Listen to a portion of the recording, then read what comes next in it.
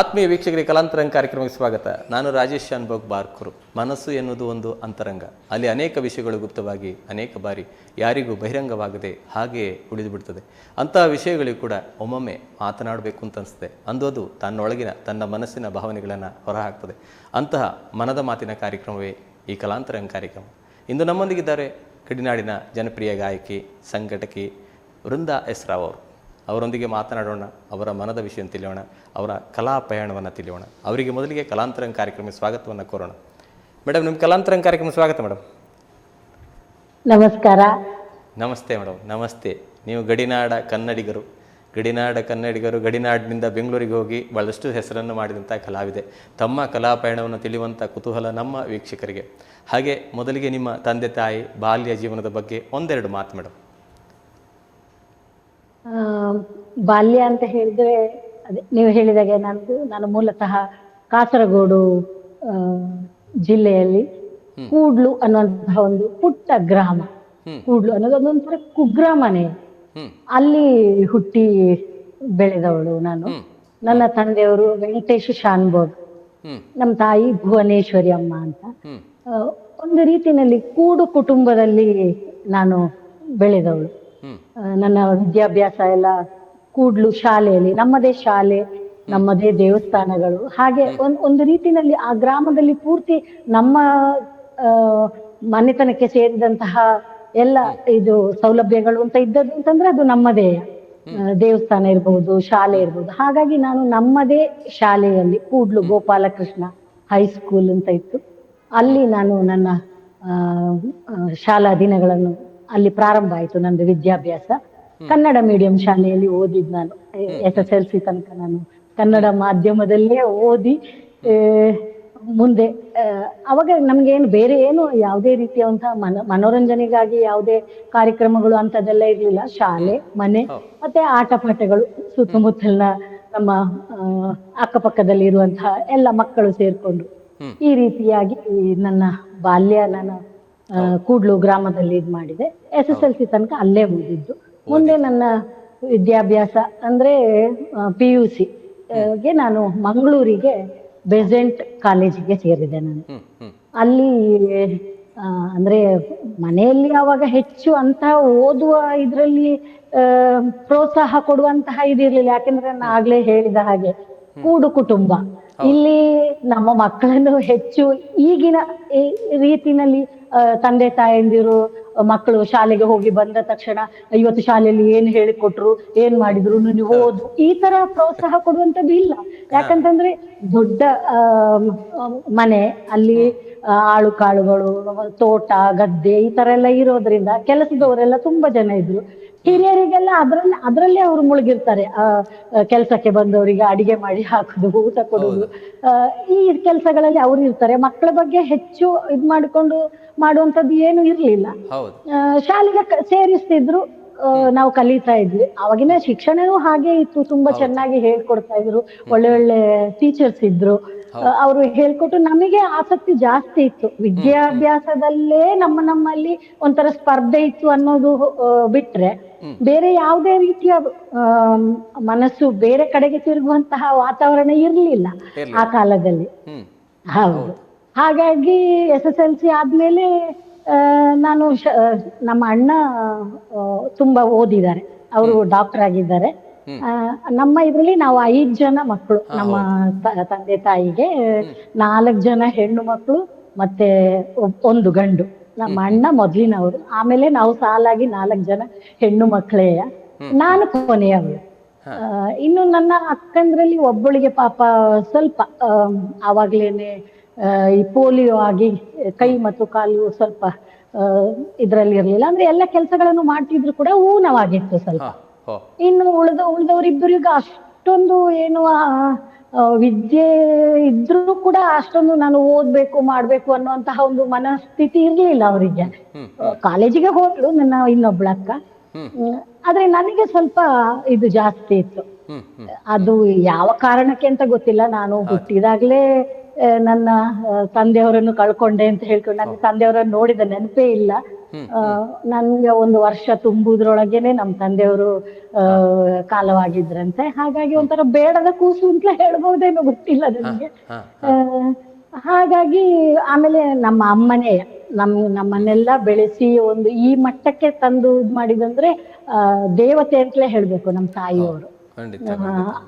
ಅವರು ಆಮೇಲೆ ಅದ್ರ ನೆಕ್ಸ್ಟ್ ನಾನು ಹೇಳ್ಬೇಕು ಅಂದ್ರೆ ನನ್ನ ಅಣ್ಣನೇ, ಅವರೇ ನನ್ಗೆ ತಂದೆಯ ಸ್ಥಾನದಲ್ಲಿ ನಿಂತು ವಿದ್ಯಾಭ್ಯಾಸ ಕೊಡ್ಸಿದಾಗಿರ್ಬಹುದು, ಯಾವುದೇ ರೀತಿಯ ಇದಿಲ್ಲದೆ ನಮ್ಮ ಆಸೆಗಳನ್ನು ಪೂರೈಸಿ ನನಗೆ ಹೀಗೆ ಆಗ್ಬೇಕು ಮಾಡ್ಬೇಕು ಅಂದ್ರೆ ಯಾವುದಕ್ಕೂ ಬೇಡ ಅಂದವರಲ್ಲ. ಹಾಗಾಗಿ ನನ್ನ ಕಾಲೇಜಿಗೆ ನನ್ನ ಅಣ್ಣನ ಹೆಸರು ಕೃಷ್ಣ ಶಾನ್ಭೋಗ್ ಅಂತ. ಆದ್ರೆ ಅವರನ್ನು ಕೆ ಶಾನ್ಭೋಗ್ ಅನ್ನುವಂತ ಹೆಸರಿನಿಂದಲೇ ಅವರು ಪ್ರಸಿದ್ಧಿಯಾಗಿದ್ದಾರೆ. ತುಂಬಾ ಒಳ್ಳೆಯ ವೈದ್ಯರು. ಈಗಲೂ ಕೂಡ ಅಷ್ಟೇ, ಅವರ ಶಾನ್ಭೋಗ್ರು ಇದ್ ಮಾಡ್ತಾರೆ ಅಂದ್ರೆ ಅವರಿಗೆ ಅಷ್ಟೊಂದು ಬ್ಯುಸಿ ಇರ್ತಾರೆ ಅವರು. ಅಷ್ಟು ಒಳ್ಳೆಯ ಹೆಸರು ತಗೊಂಡಿದ್ದಾರೆ. ಕೈಗುಣ ಅಂತ ಹೇಳ್ತಾರೆ, ಊರ್ ಕಡೆ ಎಲ್ಲ ಹೇಳೋದು ಹಾಗೆ, ಒಳ್ಳೆಯ ಕೈಗುಣ ಅಂತ.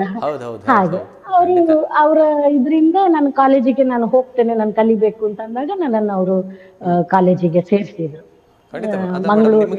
ನಿಮಗೆ ಈ ನೀವು ಎಲ್ಲಿವರೆಗೆ ಕಲ್ತ್ರಿ ಮೇಡಮ್? ಎಷ್ಟರವರೆಗೆ ಕಲ್ತ್ರಿ? ಡಿಗ್ರಿ ಮಾಡಿದ್ರಿ? ನಾನು ಅಕಾಡೆಮಿಕ್ ವಿದ್ಯಾಭ್ಯಾಸ ಅಂತ ಹೇಳಿದ್ರೆ ನಾನು BA ಮಾಡಿದೆ, ಬ್ಯಾಚುಲರ್ ಆಫ್ ಆರ್ಟ್ಸ್. ಅಂದ್ರೆ ನಾನು ಸೇರ್ಕೊಂಡಾಗ ನನ್ನ ಅಣ್ಣನಿಗೆ ನನ್ನನ್ನು, ಅವರು ವೈದ್ಯರಾಗಿರೋದ್ರಿಂದ ನನ್ನನ್ನು ಕೂಡ ಮೆಡಿಕಲ್ಗೆ ಸೇರಿಸ್ಬೇಕು, ನನ್ನನ್ನು ಕೂಡ MBBS ಮಾಡಿಸ್ಬೇಕು ಅನ್ನೋ ಆಸೆ ಇತ್ತು. ಆದ್ರೆ ನನ್ಗೆ ಅಷ್ಟೊಂದು ಇದಿರ್ಲಿಲ್ಲ, ಯಾಕಂದ್ರೆ ನನ್ಗೆ ಸೈನ್ಸ್ ಅಂದ್ರೆ ತುಂಬಾ ಕಷ್ಟ. ನನ್ಗೆ ಮೊದ್ಲಿಂದಲೇ ನನ್ಗೆ ಹೇಗೆ ಅಂತ ಹೇಳಿದ್ರೆ PUC ನಲ್ಲಿ ಕೂಡ ಅಷ್ಟೇ, ನನ್ಗೆ ಕಾಲೇಜಿಗೆ ಹೋದಾಗ ಎಷ್ಟೋ ಸಲ ಹತ್ತಿದ್ದು ಇದೆ ನಾನು. ಯಾಕಂತಂದ್ರೆ ನಾನು ಈಗಲೇ ಹೇಳಿದ ಹಾಗೆ ನಾನು ಓದಿದ್ದು ಕನ್ನಡ ಮೀಡಿಯಂ ಅಲ್ಲಿ. ಅಲ್ಲಿ ಎಲ್ಲರೂ ಇಂಗ್ಲಿಷ್ ನಲ್ಲಿ ಮಾತಾಡ್ಬೇಕಾದ್ರೆ ನಂಗೆ ಏನು ಅರ್ಥನೂ ಆಗ್ತಿರ್ಲಿಲ್ಲ. ಒಂಥರ ಆಮೇಲೆ ನಾನು ಕಾಲೇಜಿಗೆ ಹೋದದ್ದು ಕೂಡ ಹಾಸ್ಟೆಲ್ ನಲ್ಲಿ ನನ್ನನ್ನು ಸೇರಿಸಿದ್ರು. ಅದೇ ನಂದು ಪ್ರಾರಂಭ. ಅಂದ್ರೆ ಮನೆ ಬಿಟ್ಟು ನಾನು ಹೊರಗಡೆ ಬಂದದ್ದು ಅಂತಂದ್ರೆ ಅದೇ. ಹಾಗಾಗಿ ಒಂಥರ ಅಮ್ಮನ ಇದ್ರಲ್ಲೇ ಆಸರೆಯಲ್ಲೇ ಇದ್ದು ಬೆಳೆದಂತವ್ರಿಗೆ ನಮ್ಗೆ ಹೊರಗಿನವ್ರದ ಜೊತೆ ಬೆರೆಯೋದು ಹೇಗೆ ಅಂತ ಗೊತ್ತಿರ್ಲಿಲ್ಲ. ತುಂಬಾ ಕಷ್ಟ ಆಗ್ತಿತ್ತು. ಹಾಗಾಗಿ ಎಷ್ಟೋ ಸಲ ಇಲ್ಲ ಬೇಡ, ನಂಗೆ ಏನು ಬೇಡ, ನಾನು ವಾಪಸ್ ಹೋಗ್ತೀನಿ ಮನೆಗೆ ಅನ್ನುವಂತಹ ಮನಸ್ಥಿತಿ ಇದ್ದದ್ದು ಇತ್ತು. ಆದ್ರೆ ಎಲ್ಲೋ ಒಂದ್ ಕಡೆ ಇಲ್ಲ, ನಾನು ಓದ್ಬೇಕು ಮಾಡ್ಬೇಕು ಅನ್ನೋಂತ ಇದ್ರಿಂದ ನನ್ಗೆ ಕಾಮರ್ಸಿಗೆ ಸೇರ್ಸಿದ್ರು. ಸೈನ್ಸ್ ಬೇಡ ಅಂತ ನಾನು ಹೇಳಿದ್ದಕ್ಕೆ ಕಾಮರ್ಸಿಗೆ ಸೀಟ್ ಸಿಕ್ತು, ಇದ್ ಮಾಡಿದೆ. ಆದ್ರೂ PUC ಆದ್ಮೇಲೆ ಮತ್ತೆ ನಂಗೆ ಅಲ್ಲಿ ಮತ್ತೆ ತುಂಬಾ ಕಷ್ಟ ಆಯ್ತು. ನನ್ಗೆ ಅಲ್ಲಿ ಅಕೌಂಟೆನ್ಸಿ, ಸ್ಟ್ಯಾಟಿಸ್ಟಿಕ್ಸ್ ಈ ಸಬ್ಜೆಕ್ಟ್ ಗಳೆಲ್ಲ ನನ್ಗೆ ಏನ್ ಮಾಡಿದ್ರು ತಲೆಗೆ ಹೋಗ್ತಾ ಇರ್ಲಿಲ್ಲ.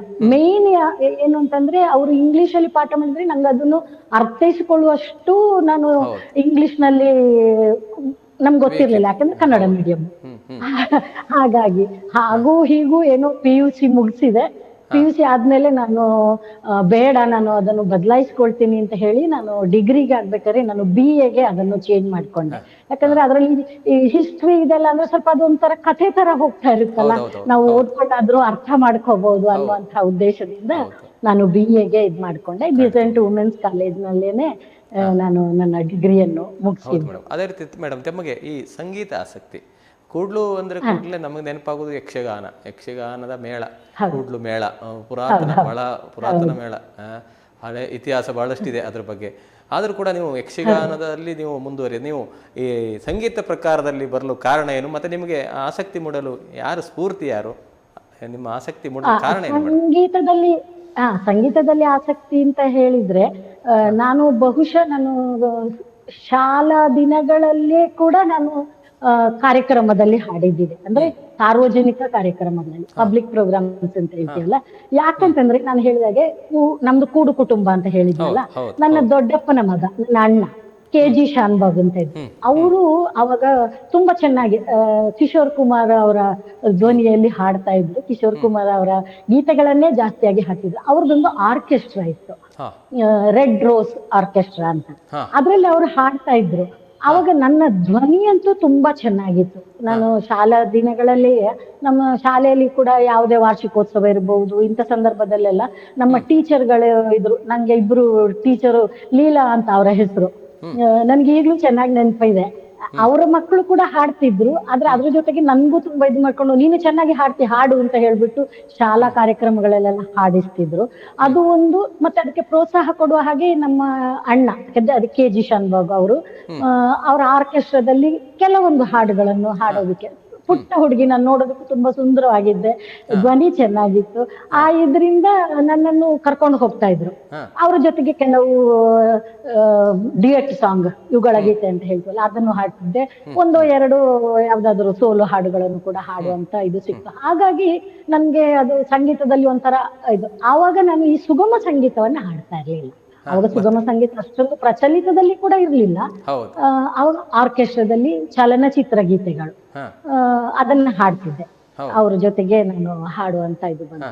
ಇನ್ನು ಯಕ್ಷಗಾನ ಅಂತಂದ್ರೆ ನಾವು ತುಂಬಾ ಚಿಕ್ಕದಲ್ಲಿರುವಾಗ ಮನೆ ಮುಂದೆನೆ ಬಯಲಾಟ ನಡೀತಾ ಇತ್ತು. ಅವಾಗೆಲ್ಲ ಹೇಗೆ ಅಂತಂದ್ರೆ ಈಗಿನ ಹಾಗೆ 3 ಗಂಟೆ ಅವಧಿಯಲ್ಲಿ ಒಂದು ಯಕ್ಷಗಾನವನ್ನು ಮುಗಿಸುದು ಅನ್ನುವಂಥದ್ದು ಇರ್ಲಿಲ್ವಲ್ಲ. ರಾತ್ರಿ ಶುರುವಾದ್ರೆ ಬೆಳಗಿನ ಜಾವದವರೆಗೆ ಯಕ್ಷಗಾನ ನೋಡೋದಕ್ಕಿಂತ ಮುಂದೆ ಕೂತ್ಕೊಳ್ತಿದ್ವಿ. ಆಮೇಲೆ ಅದ್ರದ್ದು ಮೊದಲಿನ ವಿದೂಷಕನ ಪಾತ್ರ ಅದು ಇದು ನೋಡಿ ದೊಡ್ಡ ವೇಷಗಳು ಬರೋಷ್ಟೊತ್ತಿನಲ್ಲಿ ನಾವು ನಿದ್ದೆ. ಹಾಗಾಗಿ ಎಲ್ಲ ಮಕ್ಕಳು ಅದೇ ತರ ನೋಡ್ಬೇಕು, ಹೌದು ನೋಡ್ಬೇಕು ಅನ್ನೋ ಆಸೆಗೆ ಕೂತಿರ್ತಿದ್ವಿ. ಆಮೇಲೆ ಮತ್ತೆ ಆವಾಗ ಅದು ಅಷ್ಟೆಲ್ಲ ಜ್ಞಾನವೂ ಇರ್ಲಿಲ್ಲ. ಅದ್ರಲ್ಲಿರುವ ಕಥೆಗಳನ್ನ ಅರ್ಥೈಸ್ಕೊಂಡು ಅದನ್ನ ಅನುಭವಿಸ್ಕೊಂಡು. ಹೌದು. ಆಮೇಲೆ ವೇಷ ನೋಡುವ ಆಸೆ, ಆದ್ರೆ ದೊಡ್ಡ ವೇಷ ಬರುವಾಗ ಅವಾಗ ಏನೋ ಭಯ. ರಾಕ್ಷಸ ವೇಷಗಳೆಲ್ಲ ಬರ್ಬೇಕಾದ್ರೆ ಭಯ. ಹೀಗಾಗಿ ಅದ್ರಲ್ಲಿ ನೋಡುವಂತ ಇದು ಬಿಟ್ರೆ ಅಷ್ಟೇ ಇರ್ಲಿಲ್ಲ. ನಮ್ಮದೇ ಮೇಳ ಇತ್ತು, ಕೂಡ್ಲು ಮೇಳ ಅಂತ ಹೇಳಿ, ಒಳ್ಳೆ ಪ್ರಸಿದ್ಧಿಯಾಗಿತ್ತು. ಬಹಳಷ್ಟು ಈ ಜೋಡಾಟಗಳು, ಬೇರೆ ಬೇರೆ ಈ ಧರ್ಮಸ್ಥಳ ಮೇಳ ಇರ್ಬೋದು, ಈ ತರ ಬೇರೆ ಬೇರೆ ನಮ್ಮ ಊರ್ ಕಡೆ ಇದೆ ಜಾಸ್ತಿ ಅಲ್ವಾ ಯಕ್ಷಗಾನದ್ದು. ಅಂತ ಆಟಗಳೆಲ್ಲ ಸುಮಾರು ನಡೆದಿದೆ. ನಾನು ಅದ್ರಲ್ಲಿ ಹೋಗ್ಲಿಲ್ಲ. ಹೌದೌದು, ಖಂಡಿತ. ಅದೇ ರೀತಿ ಮೇಡಮ್, ತಮ್ಮ ಸಂಗೀತ ಗುರುಗಳು ಅಂದ್ರೆ ನೀವು ಸಂಗೀತ ಈಗ ಚಿತ್ರಗೀತೆಗಳನ್ನ ಹಾಡ್ತಾ ಇದ್ರಿ, ನಮ್ಮ ಸಂಗೀತ ಗುರುಗಳು ಯಾರು ಮೇಡಮ್ ತಮ್ಮ? ಹೌದು, ನಾನು ಸಂಗೀತ ನನ್ಗೆ ಸಂಗೀತದಲ್ಲಿ ಅದು ಮೇನ್ ಕಾರಣ ಅಂತಂದ್ರೆ ನಮ್ಮ ವಾಯ್ಸ್ ತುಂಬಾ ಚೆನ್ನಾಗಿತ್ತು, ತುಂಬಾ ರೇಂಜ್ ಅಲ್ಲಿ ಹಾಡುವಂತಹ ಇದಿತ್ತು, ಮೆಲೋಡಿ ಇತ್ತು ಇದ್ರಲ್ಲಿ. ಅದು ಬಿಟ್ರೆ ನನ್ಗೆ ಬೇರೆ ಏನು ಅಷ್ಟು ಇದು ಇರ್ಲಿಲ್ಲ. ನನ್ ಪ್ರಾರಂಭದ ಇದ್ರಲ್ಲಿ ನಾನು ಸಂಗೀತ ಅಂತ ಕಲ್ತದ್ದು ಅಂತಂದ್ರೆ ರಾಜೇಶ್ವರಿ ಶುಭಕರ್ ಶಾನ್ಭೋಗ್ ಅಂತ, ಅವರು ನಮ್ಗೆ ಸಂಬಂಧಿಕರೇ ಆಗ್ಬೇಕು. ಅವ್ರ ಹತ್ರ ಪ್ರಾರಂಭದಲ್ಲಿ ಕರ್ನಾಟಕ ಶಾಸ್ತ್ರೀಯ ಸಂಗೀತವನ್ನ ಕಲ್ತೆ ನಾನು. ಒಂದಷ್ಟು ಹೇಳ್ಕೊಟ್ರು, ತುಂಬಾ ಚೆನ್ನಾಗಿ ಹೇಳ್ಕೊಟ್ರು. ಆಮೇಲೆ ಕಾಸರಗೋಡ್ನಲ್ಲಿ ವಿದ್ವಾನ್ ಸದಾಶಿವ ಆಚಾರ್ಯ ಅಂತ, ಅವರು ಅಷ್ಟೇ, ಅವರು ತುಂಬಾ ಒಳ್ಳೆ ಹೆಸರು ಮಾಡಿದ್ದಾರೆ, ತುಂಬಾ ಜ್ಞಾನಿಗಳು, ವಿದ್ವಾಂಸರವರು. ಅವ್ರ ಹತ್ರ ಅದನ್ನು ಕಂಟಿನ್ಯೂ ಮಾಡಿದೆ, ಕರ್ನಾಟಕ ಶಾಸ್ತ್ರೀಯ ಸಂಗೀತ ಸುಮಾರು ಹೇಳ್ಕೊಟ್ರು. ತುಂಬಾ ಚೆನ್ನಾಗಿ ಹೇಳ್ಕೊಡ್ತಾ ಇದ್ರು. ಅವ್ರು ಏನು ಆವಾಗ ಈ ಬೀಜ ಹಾಕಿ ಇದ್ ಮಾಡಿದಾರೆ, ಅದೇ ಇವತ್ತಿಗೂ ನನ್ನನ್ನು ಇಲ್ಲಿ ತನಕ ಕರ್ಕೊಂಡ್ ಬಂದಿದೆ ಅಂತ ನಾನು ನಿಜವಾಗ್ಲೂ ನಾನು ಈ ಸಂದರ್ಭದಲ್ಲಿ ಅವರಿಗೆ ಕೃತಜ್ಞತೆಯನ್ನ ಹೇಳ್ತೀನಿ. ಅವರಿಬ್ರು ಕೂಡ ನಂಗೆ ಕರ್ನಾಟಕ ಶಾಸ್ತ್ರೀಯ ಸಂಗೀತದನ್ನು ಹೇಳ್ಕೊಟ್ರು, ಅಡಿಪಾಯ ಹಾಕಿ ಕೊಟ್ರು. ಮತ್ತೆ ಒಂದ್ ನಿಮಿಷ, ಒಬ್ರು ನಿಮ್ಮ ಆತ್ಮೀಯರೊಬ್ರು ಕರೆ ಮಾಡಿದ್ದಾರೆ, ಯಾರು ಅಂತ ನೋಡೋಣ, ಆಮೇಲೆ ಮಾತು ಮುಂದುವರ್ಸೋಣ ಮೇಡಮ್. ಖಂಡಿತ. ಅವ್ರು ಯಾರು ಅಂತ ಹೇಳುದಿಲ್ಲ, ನೀವೇ ಹೇಳ್ಬೇಕು. ನಮಸ್ತೆ. ಹಲೋ, ನಮಸ್ತೆ ಮೇಡಮ್. ನಮಸ್ತೆ. ಹಲೋ, ನಮಸ್ತೆ. ನಿಮಗೆ ಕಲಾಂತರಂಗ ಕಾರ್ಯಕ್ರಮಕ್ಕೆ ಸ್ವಾಗತ. ಧನ್ಯವಾದ. ಇಂದು ನಮ್ಮೊಂದಿಗೆ ಇದ್ದಾರೆ ನಿಮ್ಮ ಆತ್ಮೀಯರಿದ್ದಾರೆ, ವೃಂದಾ ಮೇಡಮ್ ಅವರಿದ್ದಾರೆ. ಅವರೊಂದಿಗೆ ಮಾತನಾಡಿ ನೀವು ಯಾರು ಅಂತ ಹೇಳ್ತಾರ ನೋಡೋಣ. ಅವರು ಆಲೋಚನೆ ಮಾಡ್ತಿದ್ದಾರೆ, ಮಾತಾಡಿ ಮೇಡಮ್. ಓಕೆ, ಗೊತ್ತಾಯ್ತು. ಕಂಡಿಡ್ದೆ ನಾನು, ಬಹುಶಃ ಪ್ರತಿಮಾ ಹೊಳ್ಳವ್ರು ಇರ್ಬೇಕು. ಸರಿನಾ? ಹೌದು, ಹೇಳುವಾಗ ಗೊತ್ತಾಯ್ತಲ್ಲ. ಹೌದು, ಇಲ್ಲ, ನನ್ಗೆ ವಾಯ್ಸ್ಗಿಂತಲೂ ಆ ನಗು ಇದೆಯಲ್ಲ, ನಿಮ್ಮ ಆ ನಗುವಾಗ ಒಂದು ಮಧ್ಯದಲ್ಲಿ ಒಂದು ಹಿಡ್ಕೊಂಡು ಬಿಟ್ಟು ಇದ್ ಮಾಡಿದಾಗ ಕಂಡಿಡ್ದೆ ನಾನು. ಮಾತಾಡಿ ಮೇಡಮ್. ನೀವು ಕಂಡ ವೃಂದಾ ಹೆಸರು, ತುಂಬಾ ಖುಷಿ ಆಯ್ತು ಪ್ರತಿಮಾ ಅವರಿಗೆ ಹೇಳಿ. ಕಲಾವಿದೆಯಾಗಿ ನೀವು ವೃಂದಾ ಹೆಸರು ಅವ್ರನ್ನ ಏನ್ ಹೇಳಲಿಕ್ಕೆ ಇಷ್ಟಪಡ್ತೀರಿ, ಅವರ ಬಗ್ಗೆ? ಕಲಾವಿದೆ ಆಕ್ಚುಲಿ ವೃಂದಾ ಮ್ಯಾಮ್ ನಮ್ಗೆ ಈಗ ಒಂದು 10-12 ವರ್ಷದ ಹಿಂದೆ ನಮ್ಮ ಅಪಾರ್ಟ್ಮೆಂಟಿಗೆ ಅವ್ರನ್ನ ಒಂದು ಕನ್ನಡ ರಾಜ್ಯೋತ್ಸವ ಕಾರ್ಯಕ್ರಮಕ್ಕೆ ಮುಖ್ಯ ಅತಿಥಿಯಾಗಿ ಬಂದಿದ್ರು. ಆವಾಗ ಕರ್ನಾಟಕ ಬರೀ ನಾಡಲ್ಲ ಅಂತ ಒಂದು ಚಂದ ಹಾಡು ಹೇಳಿದ್ರು. ನಮ್ಗೆ ಅಲ್ಲಿವರೆಗೆ ಗೊತ್ತಿರ್ಲಿಲ್ಲ ಅವ್ರು, ಬಟ್ ಎಷ್ಟು ಚಂದ ಹಾಡು ಹೇಳಿದ್ರಂದ್ರೆ ನಾವು ಒಂಥರ ಭಾರಿ ಖುಷಿ ಆಗ್ತಾ ಇತ್ತು. ಮತ್ತೆ ಅವ್ರ ಹಾಡೆಲ್ಲ ಕೇಳ್ತಾ ಇದ್ವಿ. ಅದಾಗಿ ಒಂದು 5-6 ವರ್ಷದ ಮೇಲೆ ನನ್ ಮಗ 2ನೇ ಕ್ಲಾಸ್ ಅಲ್ಲಿ ಇದ್ದಾಗ ಅವನಿಗೊಂದು ಡೈರಿ ನೋಟ್ ಬಂತು. ನಿಮ್ಮ ಮಗನಿಗೆ ಸಂಗೀತ ತಾಳಜ್ಞಾನ ಎಲ್ಲ ಚೆನ್ನಾಗಿದೆ, ಅವನನ್ನ ಎಲ್ಲಾದ್ರೂ ಸಂಗೀತ ಕ್ಲಾಸಿಗೆ ಸೇರಿಸಿ ಅಂತ ಬಂತು. ಅದೊಂದು ಸಿಲಿಕಾನ್ ಸಿಟಿ ಅಕಾಡೆಮಿ ಅಂತ ಅಲ್ಲಿಂದ ಬಂದಿತ್ತು, ಅಲ್ಲಿ ಓದ್ತಾ ಇದ್ದ ಅವನು. ಸೊ ಆಮೇಲೆ ಹಂಗೆ ನೋಡ್ತಾ ಯಾರು ಬರ್ದಿತ್ತು ಯಾರು ಸರ್ ಅಂತ ಅವ್ರನ್ನೆಲ್ಲ ಕಾಂಟ್ಯಾಕ್ಟ್ ಮಾಡ್ತಾ ಹೋದಾಗ ಅದು ವೃಂದಾ ಮ್ಯಾಮ್ ಮತ್ತೆ ಅವ್ರ ಮಗ ಶ್ರೀ ವೈಷ್ಣವರಾವ್ ಅಂತ ಸೊ ಅಂತ ಗೊತ್ತಾಯ್ತು. ಆಮೇಲೆ ಅವ್ರನ್ನ ಕಾಂಟ್ಯಾಕ್ಟ್ ಮಾಡಿದ್ವಿ. ಆಮೇಲೆ ಆಫ್ಟರ್ ಸೋ ಮೆನಿ ಇಯರ್ಸ್ ಅಲ್ಲ ಮತ್ತೆ ಕನೆಕ್ಷನ್ ಸಿಕ್ತು ನಮ್ಗೆ. ಆತರ ಅವರು ನನಗ್ ತಿಳಿದಂಗೆ ಈಗ ನನ್ ಮಗ ಮಗಳು ಇಬ್ರು ಅವ್ರ ಹತ್ರ ಕರ್ನಾಟಿಕ್ ಕ್ಲಾಸ್ ಹೋಗ್ತಾ ಇದ್ದಾರೆ, ಅವ್ರ ಹತ್ರ ಅಭ್ಯಾಸ ಮಾಡ್ತಾರೆ, ಕಲಿತಾ ಇದ್ದಾರೆ. ಸೊ ನಾನ್ ನೋಡ್ದಂಗೆ ಅವ್ರು ಈ ತರ ಎಷ್ಟೋ ಜನ ಸಂಗೀತಾಸಕ್ತರನ್ನ ಈ ತರ ಎಳೆ ವಯಸ್ಸಿನಲ್ಲಿ ಗುರುತಿಸಿ ಅವರಿಗೆ ಸಂಗೀತ ಅಭ್ಯಾಸದ ದಾರಿ ತೋರಿಸಿ ಎಲ್ಲ ಮಾಡಿದ್ದಾರೆ, ತುಂಬಾ ಮಾಡ್ತಾ ಇದ್ದಾರೆ ಅವರು ವೃತ್ತಿಯಿಂದನೂ ಪ್ರವೃತ್ತಿಯಿಂದನೂ ಸಂಗೀತನ್ನೇ ಅವರ ಜೀವನದ ಉದ್ದೇಶ ಆಗಿ ಇಟ್ಕೊಂಡಿದ್ದಾರೆ ಅಂತ ಗೊತ್ತು ನಮ್ಗೆ. Because last so many years ಇಂದ ನೋಡ್ತಾ ಇದ್ದೀವಿ. ಅವರ ಕುಡ್ಲ ಶಾನುಭೋಗ ಸಂಗೀತ ಶಾಲೆಗೆ ಹೋಗ್ತಾ ಇರ್ತೀವಿ ಮಕ್ಕಳನ್ನ ಡ್ರಾಪ್ ಮಾಡೋ ವಿಷಯದಲ್ಲಿ. ಅಲ್ಲಿ ಹೋದಾಗ ಎಷ್ಟೊಂದು ಪ್ರಶಸ್ತಿಗಳು ಪುರಸ್ಕಾರಗಳು, ಇಡೀ ಫುಲ್ ಸಂಗೀತ ಶಾಲೆಗೆಲ್ಲ ಜಾಗ ಇಲ್ಲದಷ್ಟು ಅವರದ್ದು ಪುರಸ್ಕಾರಗಳು ಇಟ್ಟಿದ್ದಾರೆ, ಅವ್ರದ್ದು ಪ್ರಶಸ್ತಿಗಳೆಲ್ಲ ತುಂಬಾ ಚೆನ್ನಾಗಿರುತ್ತೆ. ಇದೆಲ್ಲ ನೋಡಿದ್ರೆ ಅವರು ಒಂದು ಸುಗಮ ಸಂಗೀತ ಕ್ಷೇತ್ರಕ್ಕೆ ವೃಂದಾ ಎಸ್ ರಾವ್ ಅನ್ನೋದು ಒಂದು ದೊಡ್ಡ ಹೆಸರು ನಮ್ಗೆ ಗೊತ್ತಿರೋ ಹಂಗೆ. ಅಂಡ್ ಅವ್ರ ಮಗನೂ ಅಷ್ಟೇ, ಅವರುನು ಒಳ್ಳೆ ಸಂಗೀತಗಾರ ಅಂಡ್ ಇನ್ಸ್ಟ್ರುಮೆಂಟಲಿಸ್ಟ್. ಇವರು ಕಚೇರಿ ಕೊಡುವಾಗೆಲ್ಲ ಅವ್ರದ್ದು ಒಕ್ಕಣೆ ಎಲ್ಲ ಇರುತ್ತೆ, ಅವ್ರ ಹಾಡುಗಳು ಇರುತ್ತೆ. ಅದರಿಂದ ನಮ್ಗೆ ತುಂಬಾ ಒಂಥರ ಸಂಗೀತ ಜ್ಞಾನ ಸಿಗತ್ತೆ, ನಾಟ್ ಓನ್ಲಿ ಸಾಂಗ್. ಸೊ ಹೀಗೆ ಇವರು ಒಂಥರ ತುಂಬಾ ಅಂದ್ರೆ ಅವರು ಈಗ ಸ್ಕೂಲಲ್ಲಿ ಮಕ್ಕಳನ್ನ ಹೆಂಗೆ ಗುರುತಿಸ್ತಾರೆ, ನನ್ಗೆ ಅದೊಂದು ಭಾರಿ ವಿಶೇಷ ಅನ್ಸ್ತು. ಅಂದ್ರೆ ಮಕ್ಕಳಲ್ಲಿರೋ ಸಂಗೀತ ಜ್ಞಾನನ ಹುಡುಕಿ ಪೇರೆಂಟ್ಸ್ ವರೆಗೆ ತರೋದು. ಈಗ ನಮ್ಗೆ ಗೊತ್ತಿರಲ್ಲ ನಮ್ಮ ಮಕ್ಕಳದ್ದು ಎಷ್ಟು ಇದಿರತ್ತೆ ಅಂತ ಟ್ಯಾಲೆಂಟ್, ಆ ತರನು ಮಾಡ್ತಾ ಇದ್ದಾರೆ. ಆಮೇಲೆ ಅವ್ರದೇ ಸಂಗೀತ ಶಾಲೆ ನಡೆಸ್ತಾರೆ. ಅದ್ರಿಂದನೂ ತುಂಬಾ ಅವರು ಈ ಒಂದು ಏನು ಸುಗಮ ಸಂಗೀತ ಕ್ಷೇತ್ರದಲ್ಲಿ ತುಂಬಾ ಸಾಧನೆ ಮಾಡಿದ್ದಾರೆ. ಅಂಡ್ ಇಷ್ಟೇ ಅಲ್ದೇನೆ ಅವರು ಒಂದು ಏನು ಒಳ್ಳೆ ಗೃಹಿಣಿ, ಒಳ್ಳೆ ಅಮ್ಮ, ಒಳ್ಳೆ ಸಂಗೀತ ಶಿಕ್ಷಕಿ, ಒಂದು ಒಳ್ಳೆ friend, and more than everything she is a very good human being. ಅವರಿಗೆ ದೇವ್ರು ಒಳ್ಳೇದ್ ಮಾಡ್ಲಿ, ಇದೇ ತರ ಸಂಗೀತ ಸೇವೆ ಮಾಡ್ತಾ ಇರ್ಲಿ, ನಾವು ಇರ್ತೀವಿ ಅವ್ರ ಜೊತೆಗೆ ಅಂತ ಹೇಳ್ತಾ ಆಲ್ ದಿ ಬೆಸ್ಟ್. ಆಗ್ಲಿ ಮೇಡಮ್, ಬಹಳ ಖುಷಿ ಆಯ್ತು ಮೇಡಮ್ ನಿಮ್ಮೊಂದಿಗೆ ಮಾತಾಡಿ. ನಿಮಗೆ ನಮ್ಮ ಚಾನೆಲ್ ಪರವಾಗಿ ಪ್ರೀತಿ. ನನಗೂ ನೀವು ಅವಕಾಶ ಕೊಟ್ಟಿದ್ದಕ್ಕೆ ತುಂಬಾ ಖುಷಿ ಆಯ್ತು. ಒಂಥರ ಅವ್ರ ಬಗ್ಗೆ ಹೇಳಕ್ ಸಿಕ್ಕಿದ್ದ ವಿಶೇಷ. ಇದು ಇನ್ಸ್ಟೆಂಟ್ ಆದ್ರಿಂದ ಏನು ಪ್ರಿಪೇರ್ ಆಗಿಲ್ಲ, ಇದೆಲ್ಲ ಒಂಥರ ಆಗ್ಲಿ ಏನು ಗೊತ್ತಿರೋದು ಹೇಳಿದೀನಿ. ಮನದ ಮಾತಾಡ್ಲಿಕ್ಕೆ ಪ್ರಿಪೇರ್ ಏನು ಬೇಡ ಮೇಡಮ್, ತಯಾರಾಗೋದು ಬೇಡ, ಮನದ ಮಾತು ಯಾವತ್ತು ಬಂದೇ ಬರ್ತದೆ. ಥ್ಯಾಂಕ್ ಯು ಪ್ರತಿಭಾ ಅವರೇ, ನೀವು ನನ್ನ ಮೇಲೆ ಅಷ್ಟೊಂದು ಅಭಿಮಾನ ಇಟ್ಟದಕ್ಕಾಗಿ ನಿಮ್ಗೆ ಧನ್ಯವಾದಗಳು. ಆಮೇಲೆ ಅವರು ಕೂಡ ಅಷ್ಟೇ, ಪ್ರತಿಮಾ ಅವರು, ರಾಜೇಶ್ ಅವರೇ ಹೇಳ್ಬೇಕು ಅಂತಂದ್ರೆ PhD ಮಾಡಿ ಒಳ್ಳೆ ಸಾಧನೆ ಮಾಡಿರೋಂಥವ್ರು. ಅವರೇ ಒಂದು ಫ್ಯಾಕ್ಟ್ರಿ ನಡೆಸ್ತಾ ಇದ್ದಾರೆ. ಅಷ್ಟು ವಿದ್ಯಾವಂತೆ ಆದ್ರೂ ಕೂಡ ಒಂದು ಅಹಂ ಇಲ್ಲ, ತುಂಬಾ ಎಲ್ಲರ ಜೊತೆ ನಗ್ತಾ ಮಾತಾಡ್ತಾರೆ. ಅದು ಕೂಡ ಮುಖ್ಯ ಅಲ್ವಾ? ಯಾವತ್ತಿದ್ರು ಕೂಡ ನಾವು ವಿದ್ಯೆ ಜೊತೆಗೆ ವಿನಯನೂ ಇರ್ಬೇಕು ಅಲ್ವಾ? ಬಹಳ ಖುಷಿ ಆಯ್ತು ಮೇಡಮ್ ನಿಮ್ಮೊಂದಿಗೆ ಮಾತಾಡಿ. ನಿಮಗೆ ನಮ್ಮ ಚಾನೆಲ್ ಪರವಾಗಿ ಪ್ರೀತಿಯ ಧನ್ಯವಾದಗಳು. Thank you. ಹಾಗೆ ಮಾತು ಮುಂದುವರಿಸೋಣ. ಅದೇ ರೀತಿ ನೀವು ಕರ್ನಾಟಕ ಶಾಸ್ತ್ರೀಯ ಸಂಗೀತ, ಅದೇ ರೀತಿ ಹಿಂದೂಸ್ತಾನಿ ಶಾಸ್ತ್ರೀಯ ಸಂಗೀತ ಕೂಡ ನೀವು ಅಭ್ಯಾಸ ಮಾಡಿದ್ದೀರಿ ಅಲ್ಲ ಮೇಡಮ್? ಹೌದು ಹೌದು. ಅದೇ ನಾನು ಹೇಳಿದ್ವಲ್ಲ, ಕರ್ನಾಟಕ ಶಾಸ್ತ್ರೀಯ ಸಂಗೀತ ಕಲ್ತ ನಂತರ ಆಮೇಲೆ ನನಗೆ ಮದುವೆ ಆಯ್ತು. ಮದುವೆ ಆಗಿ ಬಂದ ಹೊಸದ್ರಲ್ಲಿ ಸ್ವಲ್ಪ ಸಮಯ ನನಗೆ ಇನ್ನೊಬ್ರು ನಾಗಭೂಷಣಯ್ಯ ಅಂತ, ನಾನು ಕೋಲಾರದಲ್ಲಿ ಒಂದಷ್ಟು ವರ್ಷ, 1-2-3 ವರ್ಷ ಕಾಲ ಅಲ್ಲಿ ಇದ್ದೆ. ಅಂದ್ರೆ ಈ ಗಂಡನ ಕೆಲಸದ ನಿಮಿತ್ತವಾಗಿ ನಾವು ಅಲ್ಲಿ ಇದ್ವಿ ಪ್ರಾರಂಭದಲ್ಲಿ. ಆಗ ಅಲ್ಲಿ ನಾಗಭೂಷಣಯ್ಯ ಅಂತ ಇದ್ರು, ಅವ್ರ ಹತ್ರ ಸ್ವಲ್ಪ ಅದನ್ನೇ ಕರ್ನಾಟಕ ಶಾಸ್ತ್ರೀಯ ಸಂಗೀತವನ್ನೇ ಅಭ್ಯಾಸ ಮಾಡಿದೆ. ಹ್ಮ್ ಅದಾದ ನಂತರ ಮತ್ತೆ ನಾವು ಬೆಂಗಳೂರಿಗೆ ಬಂದ್ವಿ. ಹ್ಮ್ ಅಂದ್ರೆ ಉದ್ಯೋಗ ನಿಮಿತ್ತ ಅಂತ ಅವರು ಟ್ರಾನ್ಸ್ಫರ್ ಹೀಗೆ ಇರುತ್ತಲ್ವಾ. ಹಾಗಾಗಿ ಬಂದಾಗ ನನ್ಗೆ ಏನಾಯ್ತು, ಪ್ರಾರಂಭದ ದಿನಗಳಲ್ಲಿ ನಂಗೆ ಯಾರು ಒಳ್ಳೆ ಟೀಚರ್ಗಳು ಸಿಕ್ಲಿಲ್ಲ. ಅಂದ್ರೆ ಪರಿಚಯ ಇರ್ಲಿಲ್ಲ. ನಂಗೆ ಬೆಂಗಳೂರು ಅಂದ್ರೆ ಹೊಸದು. ನಾನು ಆಗಷ್ಟೇ ಬೆಂಗಳೂರಿಗೆ ಬಂದಿರೋದು. ನಂಗೆ ಓಡಾಡ್ಲಿಕ್ಕೂ ಏನು ಗೊತ್ತಿರ್ಲಿಲ್ಲ, ಒಬ್ಬಳೇ ಹೋಗಿ ಬಂದು ಮಾಡೋದಿಕ್ಕೆ ಅಂತ. ಆಮೇಲೆ ಅವಾಗ ಏನಾಯ್ತು, ಇವರು ರಾಜಬಾಹು ಸೊಂಟಕ್ಕಿ ಅಂತ ಇದ್ರು, ಅವರು ಪರಿಚಯ ಆಯ್ತು ನನ್ಗೆ. ಅವರ ಮಗ ಕೂಡ ದೊಡ್ಡ ಹವಾಯಿಯನ್ ಗಿಟಾರ್ ನುಡಿಸ್ತಾ ಇದ್ದಾರೆ, ಪ್ರಕಾಶ್ ಸೊಂಟಕ್ಕಿ ಅಂತ. ಅವರ ಇದಾಯ್ತು. ಅವರು ನಮ್ಮ ಮನೆಗೆ ಸ್ವಲ್ಪ ಹತ್ರವಾಗಿದ್ರು. ಹಾಗಾಗಿ ನಾನೇನ್ ಮಾಡಿದೆ, ಕರ್ನಾಟಕ ಶಾಸ್ತ್ರೀಯ ಸಂಗೀತವನ್ನ ಬಿಟ್ಟು ಹಿಂದೂಸ್ತಾನಿ ಅಭ್ಯಾಸ ಮಾಡ್ಲಿಕ್ಕೆ ಹಾಗಾಗಿ ನಾನು ಮಾಡಿದೆ.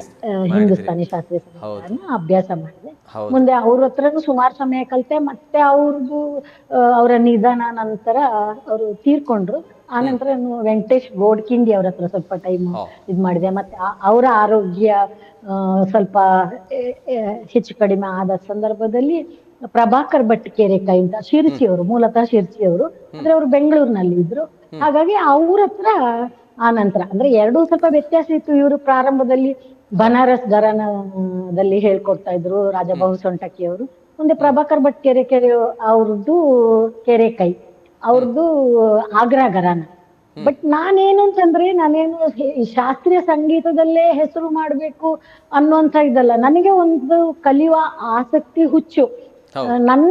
ನನ್ಗೋಸ್ಕರ, ನನ್ಗಾಗಿ ಮಾತ್ರ ನಾನು ಕಲಿತೆ ಅಷ್ಟೇ ಹೊರತು ನಾನು ಅದರಿಂದ ಏನೋ ಒಂದು ಇದ್ ಮಾಡ್ಕೋಬೇಕು, ಸಂಗೀತ ಹಿಂದೂಸ್ತಾನಿ ಆಗ್ಲಿ ಕರ್ನಾಟಕ ಶಾಸ್ತ್ರೀಯ ಸಂಗೀತ ವಿದೂಷಿ ಅಂತ ಹೆಸರು ಮಾಡ್ಕೋಬೇಕು ಅನ್ನೋಂತ ಯಾವುದೇ ರೀತಿಯ ಇದು ಇರ್ಲಿಲ್ಲ ನನ್ಗೆ.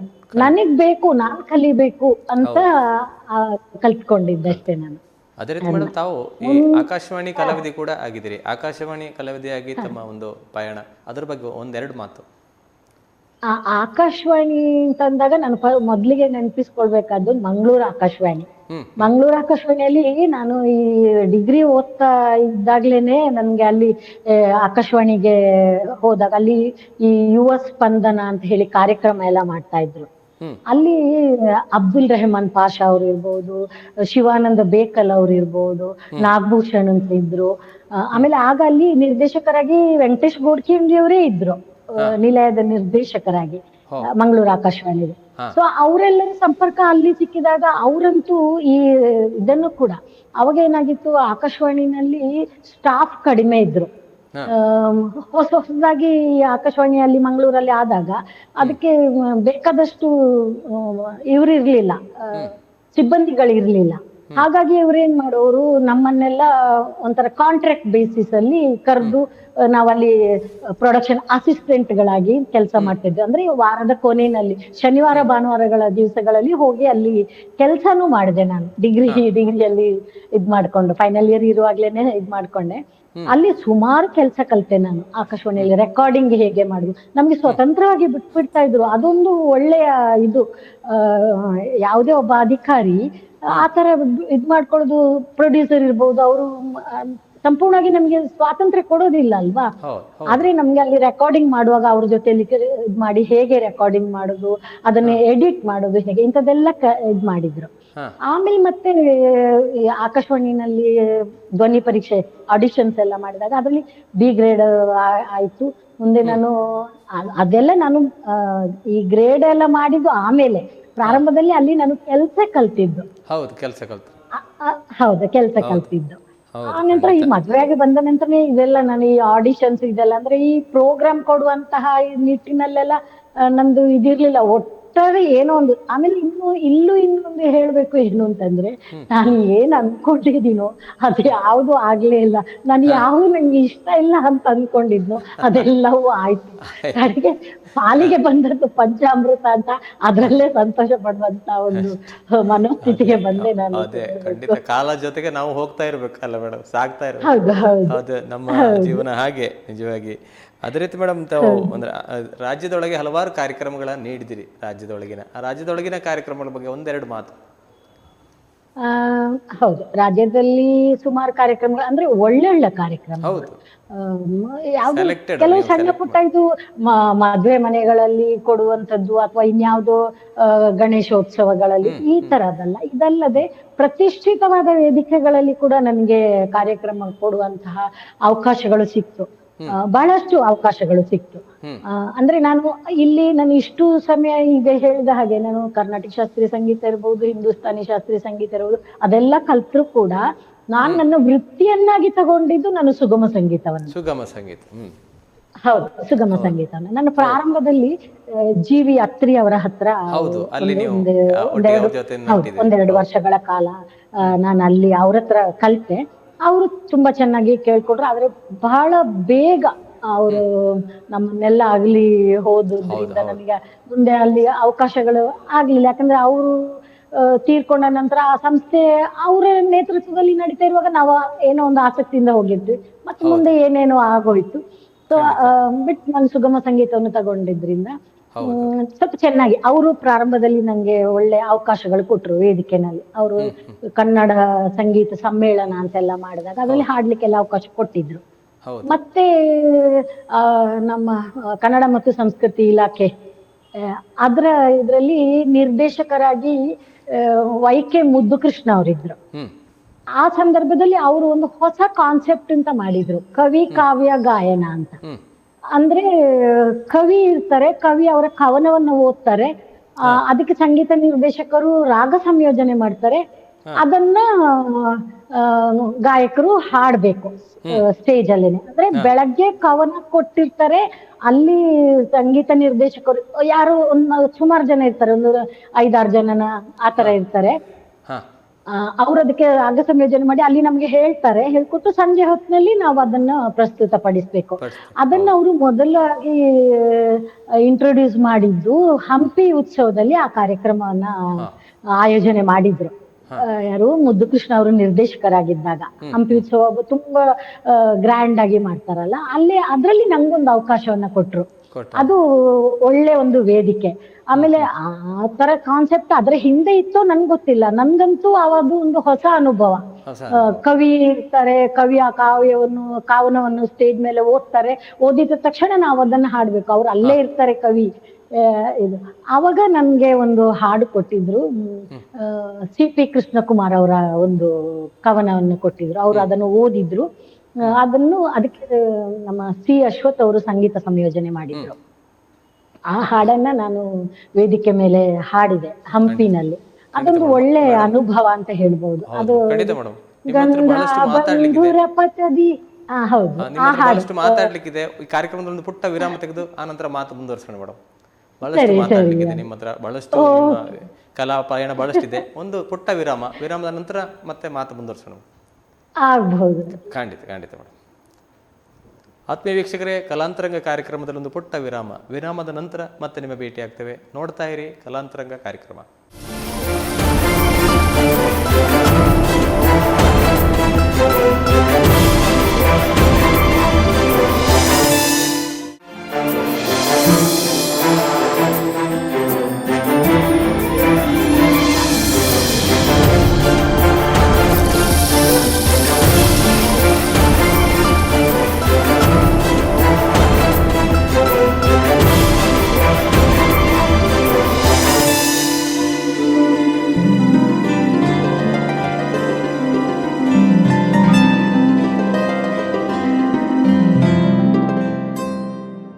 ಆತ್ಮೀಯ ವೀಕ್ಷಕರಿಗೆ ಮತ್ತೊಮ್ಮೆ ಕಲಾಂತರಂಗ ಕಾರ್ಯಕ್ರಮಕ್ಕೆ ಸ್ವಾಗತ.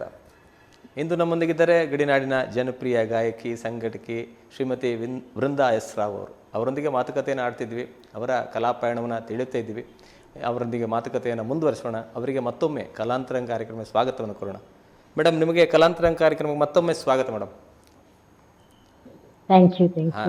ಅದೇ ರೀತಿ ಮೇಡಮ್, ತಾವು ಬಹಳಷ್ಟು ವೇದಿಕೆಯಲ್ಲಿ ಭಾಗವಹಿಸ್ತೀರಿ. ಕಿರಿಯ ಕಲಾವಿದರ ಜೊತೆ ಬಹಳಷ್ಟು ಕಲಾವಿದರ ಜೊತೆ ತಾವು ರಾಜ್ಯದೊಳಗಿನ ಹಲವಾರು ಕಾರ್ಯಕ್ರಮಗಳಲ್ಲಿ ಭಾಗವಹಿಸ್ತೀರಿ. ಅದ್ರ ಬಗ್ಗೆ ಸಂಕ್ಷಿಪ್ತವಾಗಿ ಒಂದೆರಡು ಮಾತು ಮೇಡಮ್. ಕಲಾವಿದರು, ಹೌದು, ಸುಮಾರು ಕಲಾವಿದರ ಜೊತೆಗೆ ಕರ್ನಾಟಕದಾದ್ಯಂತ ಎಲ್ಲರೂ ಕಾರ್ಯಕ್ರಮಗಳಲ್ಲಿ ನನಗೆ ಅವಕಾಶವನ್ನು ಮಾಡಿಕೊಟ್ಟಿದ್ದಾರೆ. ಪುತ್ತೂರು ನರಸಿಂಹ ನಾಯಕ್ ಅವರು ಇರ್ಬಹುದು, ಅವ್ರ ಜೊತೆ ಸುಮಾರು ಕಾರ್ಯಕ್ರಮಗಳನ್ನು ಮಾಡಿದ್ದೀನಿ. ಯಶವಂತ ಹಳಿಬಂಡಿ ಅವರು ಅವರ ಕಾರ್ಯಕ್ರಮ ಇರುವಾಗ ನನ್ನನ್ನ ಸಹ ಗಾಯಕಿಯಾಗಿ ಕರ್ಕೊಂಡು ಹೋಗ್ತಾ ಇದ್ರು. ಚಂದ್ರಿಕಾ ಗುರುರಾಜ್ ಅವರು ಅವಕಾಶ ಕೊಟ್ಟಿದ್ದಾರೆ. BK ಸುಮಿತ್ರಾ ಅವರಂತೂ ಅವರ ಆರ್ಕೆಸ್ಟ್ರಾ ಇತ್ತು, ಅವಾಗ ಆರ್ಕೆಸ್ಟ್ರಾದಲ್ಲಿ ಕೂಡ ನಾನು ಹಾಡಿದ್ದೀನಿ, ಅವಕಾಶ ಕೊಟ್ಟಿದ್ದಾರೆ. YK ಮುದ್ದುಕೃಷ್ಣ ಅವರು, C ಅಶ್ವಥ್ ಅವರು, ಹೀಗೆ ಎಲ್ಲರ ಜೊತೆ ಹಾಡಿದಂತಹ ಒಂದು ಸೌಭಾಗ್ಯ ನನ್ಗೆ ಸಿಕ್ಕಿದೆ ಅಂತಲೇ ಹೇಳ್ಬೋದು.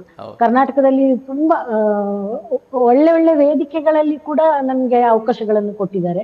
ಕರ್ನಾಟಕ ಸುಗಮ ಸಂಗೀತ ಪರಿಷತ್ ಮಾಡುವಂತಹ ಸಮ್ಮೇಳನಗಳಲ್ಲೆಲ್ಲ ನಾನು ಹಾಡಿದ್ದೇನೆ. ಅದು ಹಾಸನ, ತುಮಕೂರು, ಮೈಸೂರು, ಮಂಡ್ಯ, ಮಂಗಳೂರು ಇಲ್ಲೆಲ್ಲ ಹಾಡಿದ್ದೀನಿ. ಅಂತ ಸಂದರ್ಭದಲ್ಲಿ ಆಮೇಲೆ ರಾಜು ಅನಂತ ಸ್ವಾಮಿ ಅವರನ್ನು ನಾನು ನಿಜವಾಗ್ಲೂ ನೆನಪಿಸ್ಕೊಳ್ಬೇಕು.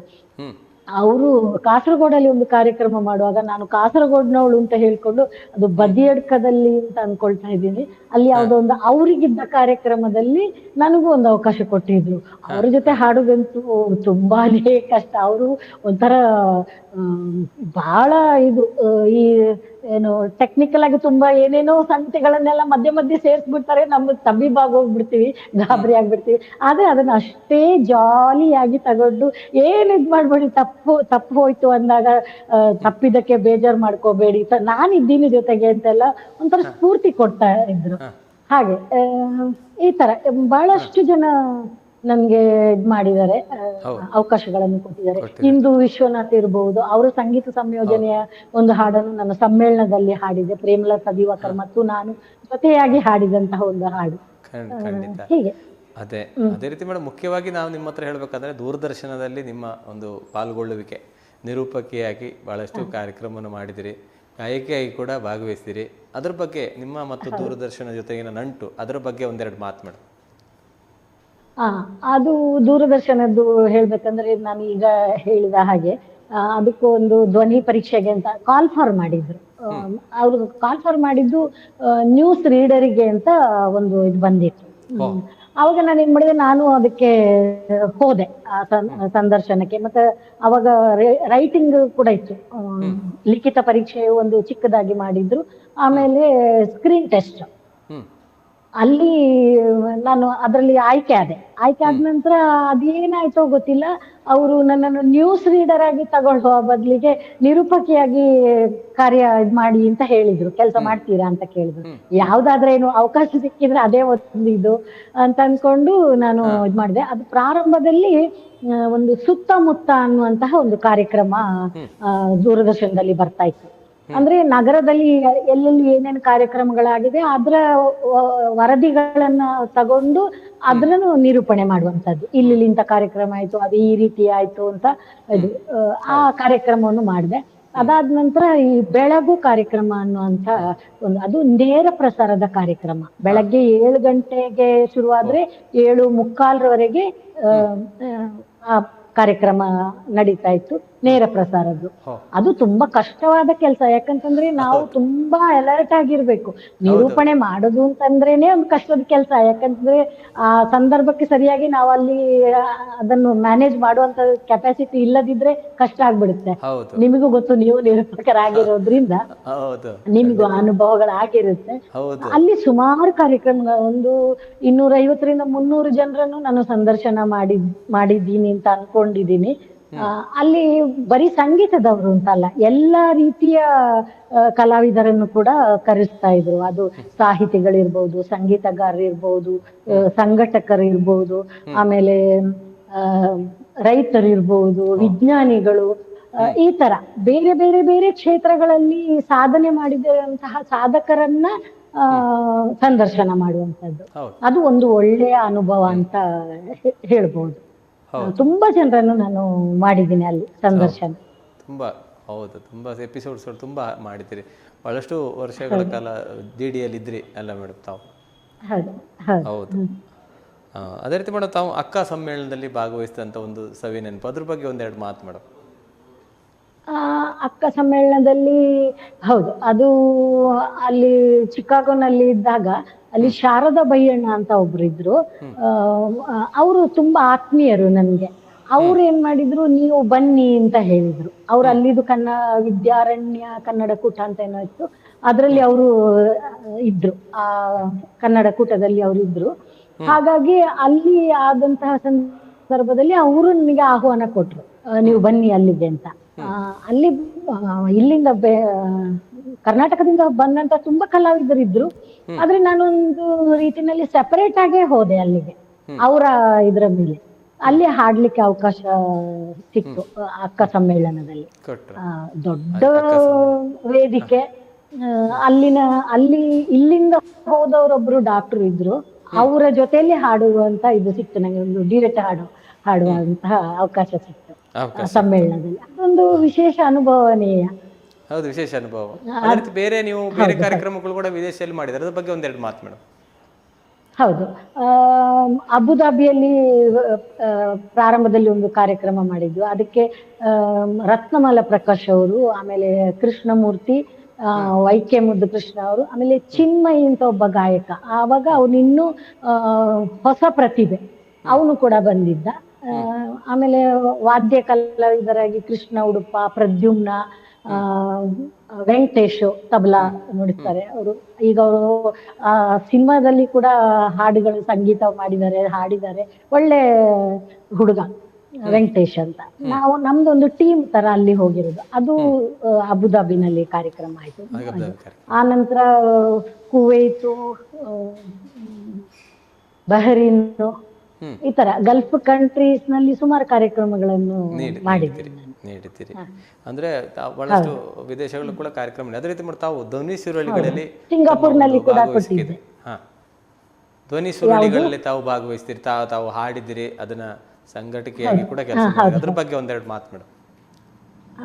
ಧ್ವನಿ ಸುರುಳಿಗಳಲ್ಲಿ ಒಂದು ಮಂದಾರ ಧರ್ಮಸ್ಥಳ ಅಂತ ಒಂದು ಧ್ವನಿ ಸುರುಳಿ, ಅದರ ಸಾಹಿತ್ಯ ಬಂದು ಇವರು ಡಾಕ್ಟರ್ ಎಸ್ ಕೆ ಕರೀಂ ಖಾನ್ರು, ಹಿರಿಯ ಜನಪದ ಕಲಾವಿದರು. ಅವರು ಇಡೀ ಮಂದಾರ ಧರ್ಮಸ್ಥಳ ಅಂತ ಅದಕ್ಕೆ ಆ ಹೆಸರನ್ನು ಆಯ್ಕೆ ಮಾಡಿ ಕೊಟ್ಟದ್ದು ಕೂಡ ಅವರೇನೆ. ನಮ್ಮ ಧರ್ಮಸ್ಥಳದ ಮಂಜುನಾಥನ ಮೇಲೆ ಬರೆದಿರುವಂತಹ ಗೀತೆಗಳು. ಆ ಇದಕ್ಕೆ ನಾನೇ ನಿರ್ಮಾಪಕಿಯಾಗಿ, ಅಂದ್ರೆ ಅದನ್ನು ಧ್ವನಿ ಸುರುಳಿಗೆ ಅದಕ್ಕೆ ಬೇಕಾದಂತಹ ಹಣವನ್ನ ಹಾಕಿ ನಾನೇ ಆ ಸಿಡಿಯನ್ನು ನಾನೇ ನಿರ್ಮಾಪಕಿಯಾಗಿ ಇದ್ ಮಾಡಿದೆ. ನಾನು ಕೂಡ ಹಾಡಿದ್ದೀನಿ ಅದರಲ್ಲಿ. ಆಮೇಲೆ ಪ್ರವೀಣ್ ಗೋಡ್ಕಿಂಡಿ ಅವರು ಕೂಡ ಹಾಡಿದ್ದಾರೆ ಒಂದು ಗೀತೆ. ನಾನು ಅವರ ಜೊತೆಗೆ ಒಂದು ಹಾಡು ಹಾಡಿದ್ದೀನಿ ನಾನು. ತುಂಬಾ ಒಳ್ಳೆಯ ಸಾಹಿತ್ಯ ಇರುವಂತಹ ಒಂದು ಧ್ವನಿ ಸುರುಳಿ ಅದು. ಅದಾದ್ಮೇಲೆ ಪೊಂಗೊಳಲು ಅಂತ ಒಂದು ಸಿಡಿ ಮಾಡಿದ್ವಿ. ಅದಕ್ಕೆ ಅದು ನಮ್ಮ ಕೂಡ್ಲು ಗ್ರಾಮ ಇದೆಯಲ್ಲ, ನನ್ನ ಹುಟ್ಟಿದ ಊರು, ಅಲ್ಲಿರುವಂತಹ ಕುತ್ಯಾಳ ಗೋಪಾಲಕೃಷ್ಣ ದೇವಸ್ಥಾನ ಅಂತ ಇದೆ. ಬಹಳ ಹೆಸರುವಾಸಿಯಾದಂತಹ ದೇವಸ್ಥಾನ. ಅಲ್ಲಿದು ವಿಶೇಷತೆ ಏನು ಅಂತಂದ್ರೆ, ಯಾರಿಗೆ ಮಕ್ಕಳು ಆಗ್ಲಿಲ್ವೋ ಅಲ್ಲಿಗೆ ಹರಕೆ ಹೊತ್ತರೆ ಅವರಿಗೆ ಮಕ್ಕಳಾಗುತ್ತೆ ಅನ್ನುವಂತಹ ಒಂದು ಇದು. ಸೊ ಆ ಕ್ಷೇತ್ರದ್ದು ಮಹಿಮೆಯನ್ನು ಹೇಳುವಂತಹ, ಮತ್ತು ಪಕ್ಕದಲ್ಲೇ ಇರುವಂತಹ ಸಾಂಬ ಸದಾಶಿವಂದು, ವಿಷ್ಣು ಮಂಗಲ ದೇವಸ್ಥಾನ, ಹೀಗೆ ಎಲ್ಲ ಅಲ್ಲಿರುವ ದೇವಸ್ಥಾನದ ದೇವರುಗಳ ಮೇಲೆ ಬರೆದಿರುವಂತಹ ಕವನ. ಅಷ್ಟು ಸಾಹಿತ್ಯವನ್ನು ಬರೆದಿರುವಂತದ್ದು ವಿಜಯಲಕ್ಷ್ಮಿ ಶಾನ್ಭಾಗ್ ಅವರು ನನ್ನ ಅತ್ತಿಗೆ ಅವರೇ ಆಗ್ಬೇಕು, ನಮ್ಮ ಅಣ್ಣನ ಹೆಂಡತಿ. ಅವರು ಕೂಡ ಸಾಹಿತಿ, ಕವಿಯಿತ್ರಿ ಅವರು. ಹಾಗಾಗಿ ಅವರಿಂದ ಅದಕ್ಕೆ ಆ ಸಾಹಿತ್ಯವನ್ನು ಬರೆಸಿ ಅದಕ್ಕೆ ನಾನೇ ಸಂಗೀತ ಮಾಡಿ ಪೊಂಗೊಳಲು ಅನ್ನುವಂತ ಶೀರ್ಷಿಕೆ ಅಡಿಯಲ್ಲಿ ಆ ಸಿಡಿಯನ್ನು ಹೊರತಂದ್ವಿ. ಇನ್ನು ಬೇರೆ ಕೆಲವು ಧ್ವನಿ ಸುರುಳಿಗಳಲ್ಲಿ ಕೂಡ ನಾನು ಹಾಡಿದ್ದೇನೆ. ಸಿ ಅಶ್ವಥ್ ಅವರು ಮನುಜಮತ ವಿಶ್ವಪಥ ಅಂತ ಒಂದು ಮಾಡಿದ್ರು. ಅವರ ಇದ್ರಲ್ಲಿ ಅದು ಎಲ್ಲ ಈ ಗುಂಪಿನಲ್ಲಿ ದೊಡ್ಡ ದೊಡ್ಡ ಗಾಯಕಿಯರ ಜೊತೆಗೆ ನಾನು ಕೂಡ ಇದ್ದೆ. ಹೀಗೆ ಗ್ರೂಪ್ ಸಾಂಗ್ ತರ. ಗ್ರೂಪ್ ಸಾಂಗ್ ಅದೆಲ್ಲ ಗ್ರೂಪ್ ಅಲ್ಲಿ ಹಾಡ್ಲಿಕ್ಕೆ ಅಂತಾನೆ ಮಾಡಿರುವಂತಹ ಸಿಡಿ ಅದು. ಹೌದು, ಸಿ ಅಶ್ವಥ್ ಅವರೇ ಮಾಡಿದ್ದು, ಅವರ ಕಲ್ಪನೆದು ಹಾಡುಗಳದು. ಹೀಗೆ ಅದು ಕುವೆಂಪು ಅವ್ರದ್ದು ಗೀತೆಗಳಿಗೆ ರಾಗ ಸಂಯೋಜನೆ ಮಾಡಿ ಅದೊಂದು 1,000 ಜನರನ್ನ ಹಾಡಿಸಿದ್ರು ಅವರು. ಬೆಂಗಳೂರಿನ ನ್ಯಾಷನಲ್ ಕಾಲೇಜ್ ಮೈದಾನದಲ್ಲಿ 1,000 ಗಾಯಕ ಗಾಯಕಿಯರು. ಅದಕ್ಕೆ ನಾವು ಬೇರೆ ಬೇರೆ ಕಡೆ ಹೋಗಿ ಟ್ರೈನಿಂಗ್ ಕೊಟ್ವಿ. ಅಶ್ವಥ್ ಅವ್ರ ಜೊತೆ ನಾನು ಇದ್ದೆ ಅವಾಗ ಜೊತೆಯಲ್ಲಿ. ಅಂದ್ರೆ ಬೇರೆ ಬೇರೆ ಜಿಲ್ಲೆಗಳಿಗೆ ಹೋಗಿ ತರಬೇತಿ ಕೊಡುವ ಸಂದರ್ಭದಲ್ಲಿ ಅವ್ರ ಜೊತೆ ಎಲ್ಲಾ ಕಡೆನೂ ನಾನು ಓಡಾಡಿದ್ದೀನಿ. ಹೌದು. ಆ ನೀವು ಒಂದು ನೀವು ಯಶಸ್ವಿ ಕಾಸರಗೋಡು ಜಿಲ್ಲೆ ಶಾಲೆಗಳಿಗೆಲ್ಲ ಹೋಗಿ ನೀವು ಹಾಡು ಕಲಿಸಿದ್ದೀರಿ ಅಲ್ಲ ಮೇಡಮ್? ಕಾಸರಗೋಡು ಜಿಲ್ಲೆಯಲ್ಲಿ ಬಹಳಷ್ಟು ಹೌದು ಕೆಲಸ ಅದು ಹೌದು ಹೌದು ಅದು ಕಾಸರಗೋಡು ಚಿನ್ನ ಅವರ ಇದು ಅವರು ಬೇರೆ ಬೇರೆ ಶಾಲೆಗಳಲ್ಲಿ ತರಬೇತಿ ಕೊಡುವಂತಹ ಕಾರ್ಯಕ್ರಮಗಳನ್ನು ಮಾಡಿಕೊಂಡಾಗ ನನಗೂ ಕೂಡ ಒಂದು ಸಂಪನ್ಮೂಲ ವ್ಯಕ್ತಿಯಾಗಿ ಅಂತ ನನ್ನೂ ಕೂಡ ಅಂದ್ರೆ ಅವರಿಗೆ ಒಂದು ನನ್ನ ಮೇಲೆ ಏನೋ ಅಭಿಮಾನ. ನಮ್ಮ ಊರಿನ ಹುಡುಗಿ ಬೆಂಗಳೂರಿಗೆ ಹೋಗಿ ಏನೋ ಒಂದಿಷ್ಟು ಸ್ವಲ್ಪ ಸಾಧನೆ ಆದ್ರೂ ಬೈತಾ ಇರ್ತಾರೆ ಯಾವಾಗ್ಲೂ, ನೀನ್ ಏನ್ ಪ್ರಯೋಜನ ಇಲ್ಲ, ಅಲ್ಲಿ ಹೋಗಿ ನಿನ್ಗೆ ಇದ್ ಮಾಡ್ಲಿಕ್ಕೆ ಆಗುದಿಲ್ಲ, ಆ ಕೆಲಸ ಮಾಡ್ಬೋದು, ಈ ತರ ಮಾಡ್ಬೋದು ಅಂತೆಲ್ಲ ಎಷ್ಟೋ ಸಲಹೆ ಸೂಚನೆಗಳನ್ನೆಲ್ಲ ಕೊಡ್ತಾರೆ. ಆದ್ರೆ ಇಲ್ಲಿ ಈ ಮಹಾನಗರಿಯಲ್ಲಿ ಒಬ್ಬ ಹೆಣ್ಣು ಮಗಳಾಗಿ ಇಷ್ಟು ಮಾಡೋದೇ ಬಹಳ ಕಷ್ಟ. ಅದ್ರಿಂದ ಸ್ವಲ್ಪ ನಾನು ಇದರಲ್ಲಿ ಏನು ಗಟ್ಟಿಯಾಗಿ ನಿಂತ್ಕೊಂಡು ಇಲ್ಲ ಎಲ್ಲವನ್ನು ಎದುರಿಸಿ ನಾನು ಮಾಡ್ತಾ ಇದ್ದೇನೆ ನನ್ನ ಕೈಲಾದಷ್ಟು ಅಂತ. ಹಾಗೆ ಅದು ಆ ಧ್ವನಿ ಸುರುಳಿಯಲ್ಲಿ ಒಂದು ನಾನು ವಿಶೇಷವಾಗಿ ಮರ್ತದ್ದು ಅಂದ್ರೆ ಬಂಗಾರದ ತೇರು ಅಂತ ಒಂದು ಸಿಡಿ ಮಾಡಿದ್ದು. ಅದು ಸಿ ಅಶ್ವಥ್ ಅವರ ಸಂಗೀತ ಸಂಯೋಜನೆಯಲ್ಲಿ ನಾನು ಹಾಡಿದ್ದು ಅದು. ಮತ್ತು ನನ್ನ ಮಗ ಕೂಡ ಅದ್ರಲ್ಲಿ ಹಾಡ್ತಿದ್ದೀನಿ. ನಮಗೋಸ್ಕರನೇ ಅವರು ಮಾಡಿಕೊಟ್ಟಿದ್ದು. ಅಂದ್ರೆ ಅವರು ಸಂಗೀತ ನಿರ್ದೇಶನ ಮಾಡಿ ಒಂದು ಸಿಡಿ ತರಬೇಕು ಅಂದ್ರೆ ಖರ್ಚು ಬಹಳ ಇದೆ, ಸಂಭಾವನೆ ಎಲ್ಲ ತುಂಬಾ ಜಾಸ್ತಿ ಇರುತ್ತೆ. ಆದ್ರೆ ಅವ್ರು ಅದೇನು ನನ್ನ ಇದಕ್ಕೆ ಹೋಗ್ಲಿ ಅಮ್ಮ, ನೀ ಒಂದು ಒಳ್ಳೆ ಹೆಂಗಸು, ನಿಗೋಸ್ಕರ ನಾನು ಕಡಿಮೆ ಖರ್ಚಿನಲ್ಲಿ ಮಾಡ್ಕೊಡ್ತೀನಿ ಅಂತ ಎಲ್ಲಾ ಆರ್ಟಿಸ್ಟಿಗೂ ನಿಜವಾಗ್ಲೂ ಅದು ಯಾಕೆ ಅವರಿಗೆ ಆ ರೀತಿ ನನ್ನ ಮೇಲೆ ಒಂದು ಪ್ರೀತಿ ಇತ್ತೋ ಇದು ಗೊತ್ತಿಲ್ಲ ನನ್ಗೆ. ಅವ್ರು ಎಷ್ಟೋ ಸಲ ತುಂಬಾ ತಲೆ ಬಿಸಿ ಆದಾಗ ನಮ್ಮ ಮನೆಯಿಂದ ಅವ್ರ ಮನೆಗೆ ತುಂಬಾ ಹತ್ರ ಇತ್ತು.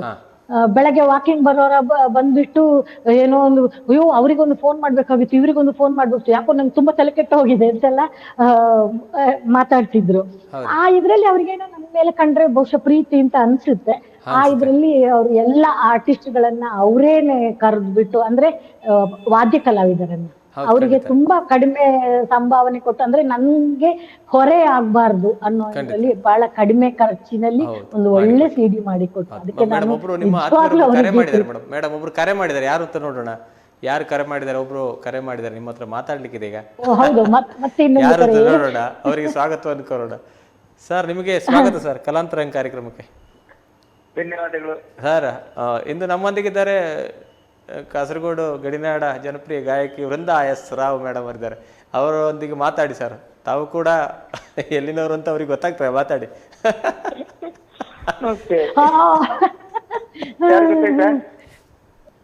ಗೊತ್ತಾಯ್ತು, ಯಾರು ಗೊತ್ತಾಯ್ತಾ ಅಂತ ನೀವು ಕೇಳುವಾಗ ನಿಮ್ಮ ಭಾಷೆಯ ಇದ್ರಲ್ಲೇ ಗೊತ್ತಾಗುತ್ತೆ, ಆ ಸ್ಟೈಲು.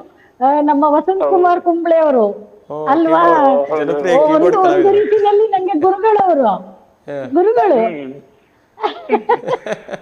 ಖುಷಿ ಆಯ್ತು, ಬಹಳ ಖುಷಿ ಆಯ್ತು. ಹೇಳಿ ಸರ್, ನಿಮ್ಮ ಒಂದು ದೃಷ್ಟಿಯಲ್ಲಿ ಮೇಡಮ್ ಯಾವ ರೀತಿ ಕಲಾವಿದ ಮತ್ತೆ ಅವರ ಕಲಾಪಯಣದ ಬಗ್ಗೆ ಒಂದೆರಡು ಮಾತು ಸರ್. ಓಕೆ, ಅವಳು ನಮ್ಮ ಊರಿನವಳು, ಅದು ತುಂಬಾ ಹೆಮ್ಮೆ ನಮ್ಗೆ ವಿಷಯ. ನಮ್ಮ ಊರಿನವಳು ಅಂತ. ಆಮೇಲೆ ಆ ಕಾಲದಲ್ಲಿ ಹಾಡ್ತಾ ಇದ್ಲು ಅವಳು. ಇದೊಂದು ಅರ್ಲಿ 80s ನಲ್ಲಿ ಹಾಡ್ತಾ ಇದ್ಲು. ಹಾಡುವಾಗ ನಮ್ದೊಂದು ಆರ್ಕೆಸ್ಟ್ರಾ ಕುಂಬ್ಳೆಯಲ್ಲಿ, ನಮ್ದು ಕುಂಬ್ಳೆ, ಅನಿಲ್ ಕುಂಬ್ಳೆ ಅವರ ಊರು ನಮ್ದು ಕುಂಬ್ಳೆ ಅಂತ. ಅಲ್ಲಿ ಜ್ಯೋತಿ ಆರ್ಕೆಸ್ಟ್ರಾ ಅಂತ ನಮ್ದು ಒಂದು ಆರ್ಕೆಸ್ಟ್ರಾ ಸಂಸ್ಥೆ ಇತ್ತು ನಮ್ದು. ಅವಾಗ ಪಕ್ಕದ ಊರೇ ಕಾಸರಗೋಡು. ಕಾಸರಗೋಡಲ್ಲಿ ಒಂದು ಆರ್ಕೆಸ್ಟ್ರಾ ಟೀಮ್, ನಮ್ಮ ಕುಂಬ್ಳೆದ ಒಂದು ಟೀಮ್ ಇತ್ತು. ನಾವೇನು ಪರಸ್ಪರ ಆ ಕಡೆ ಈ ಕಡೆ ಎಲ್ಲ ಹೋಗ್ತಾ ಇದ್ವಿ, ಇಲ್ಲಿಂದ ಅಲ್ಲಿಗೆ ಅಲ್ಲಿಂದ ಇಲ್ಲಿಗೆ. ಆಗ ಈ ಬೃಂದ ನಮ್ಮ ಆರ್ಕೆಸ್ಟ್ರಾಕ್ಕೆ ಹಾಡಕ್ಕೆ ಬರ್ತಾ ಇದ್ವಿ. ತುಂಬಾ ಸುಂದರವಾದ ಹುಡುಗಿ, ಪುಟ್ಟ ಹುಡುಗಿ, ಚಂದ, ಎಲ್ಲರ ಹತ್ರ ತುಂಬಾ ಆಕ್ಟಿವ್ ಆಗಿ ಇದ್ಲು. ಬಹಳ ಖುಷಿ ನಮ್ಗೆ. ಅವಾಗ ನಾವು ತುಂಬಾ ಅವಳನ್ನು ಒಂದು ಇಷ್ಟಪಡ್ತಾ ಇದ್ವಿ. ಒಳ್ಳೆ ಸಿಂಗರ್ ಹೌದು, ಮತ್ತೆ ತುಂಬಾ ಎಲ್ಲರ ಜೊತೆನೂ ಒಂದು ಬಹಳ ಖುಷಿಯಲ್ಲಿ ಆತ್ಮೀಯವಾಗಿ ಮಾತಾಡ್ತಿದ್ಲು, ಚೆನ್ನಾಗಿ ಹಾಡ್ತಲೋ ಇದ್ಲು. ನಮ್ಗೆ ಆಗಿಂದ ಇವತ್ತಿನವರೆಗೂ ನನಗೆ ಅದು ಮರೆತೇ ಹೋಗಿಲ್ಲ. ಈಗಲೂ ನನಗೆ ಅವಳು ಪುಟ್ಟ ಹುಡುಗಿ ತರಾನೇ ಕಾಣ್ತಿರೋದು. ಆಗ ನಮ್ ಜೊತೆ ರಂಗಾರಕ್ಕೆ ಹಾಕೊಂಡು ಬರ್ತಾ ಇದ್ದು, ಅದೇ ನಂಗೆ ಆ ಚಿತ್ರಣವೇ ಈಗಲೂ ನಂಗೆ ಇರೋದು. ತುಂಬಾ ಒಳ್ಳೆ ಹುಡುಗಿ, ತುಂಬಾ ಆತ್ಮೀಯವಾಗಿ ಎಲ್ಲರ ಹತ್ರ ವ್ಯವಹರಿಸುವಂತ ಹುಡುಗಿ. ಅದಕ್ಕೆ ನಾನು ಬೆಂಗಳೂರಿಗೆ ಬಂದಾಗ ಭೇಟಿಯಾದಾಗ ತುಂಬಾ ಖುಷಿ ಆಯ್ತು. ತುಂಬಾ ಅಂದ್ರೆ ಬದಲಾಗಿದ್ವಿ, ಸ್ವಲ್ಪ ಶರೀರದಲ್ಲೂ ಮುಖದಲ್ಲೂ ಅದು ಸ್ವಲ್ಪ ಬದಲಾವಣೆ ಆಗಿತ್ತು, ವಯೋಸಹಜವಾಗಿ. ಬಟ್ ನನ್ಗೆ ಈಗಲೂ ನನಗೆ ವೃಂದ ಅಂದ್ರೆ ನಂಗೆ ಆ ಪುಟ್ಟ ಹುಡುಗಿ ಆಗಿನ.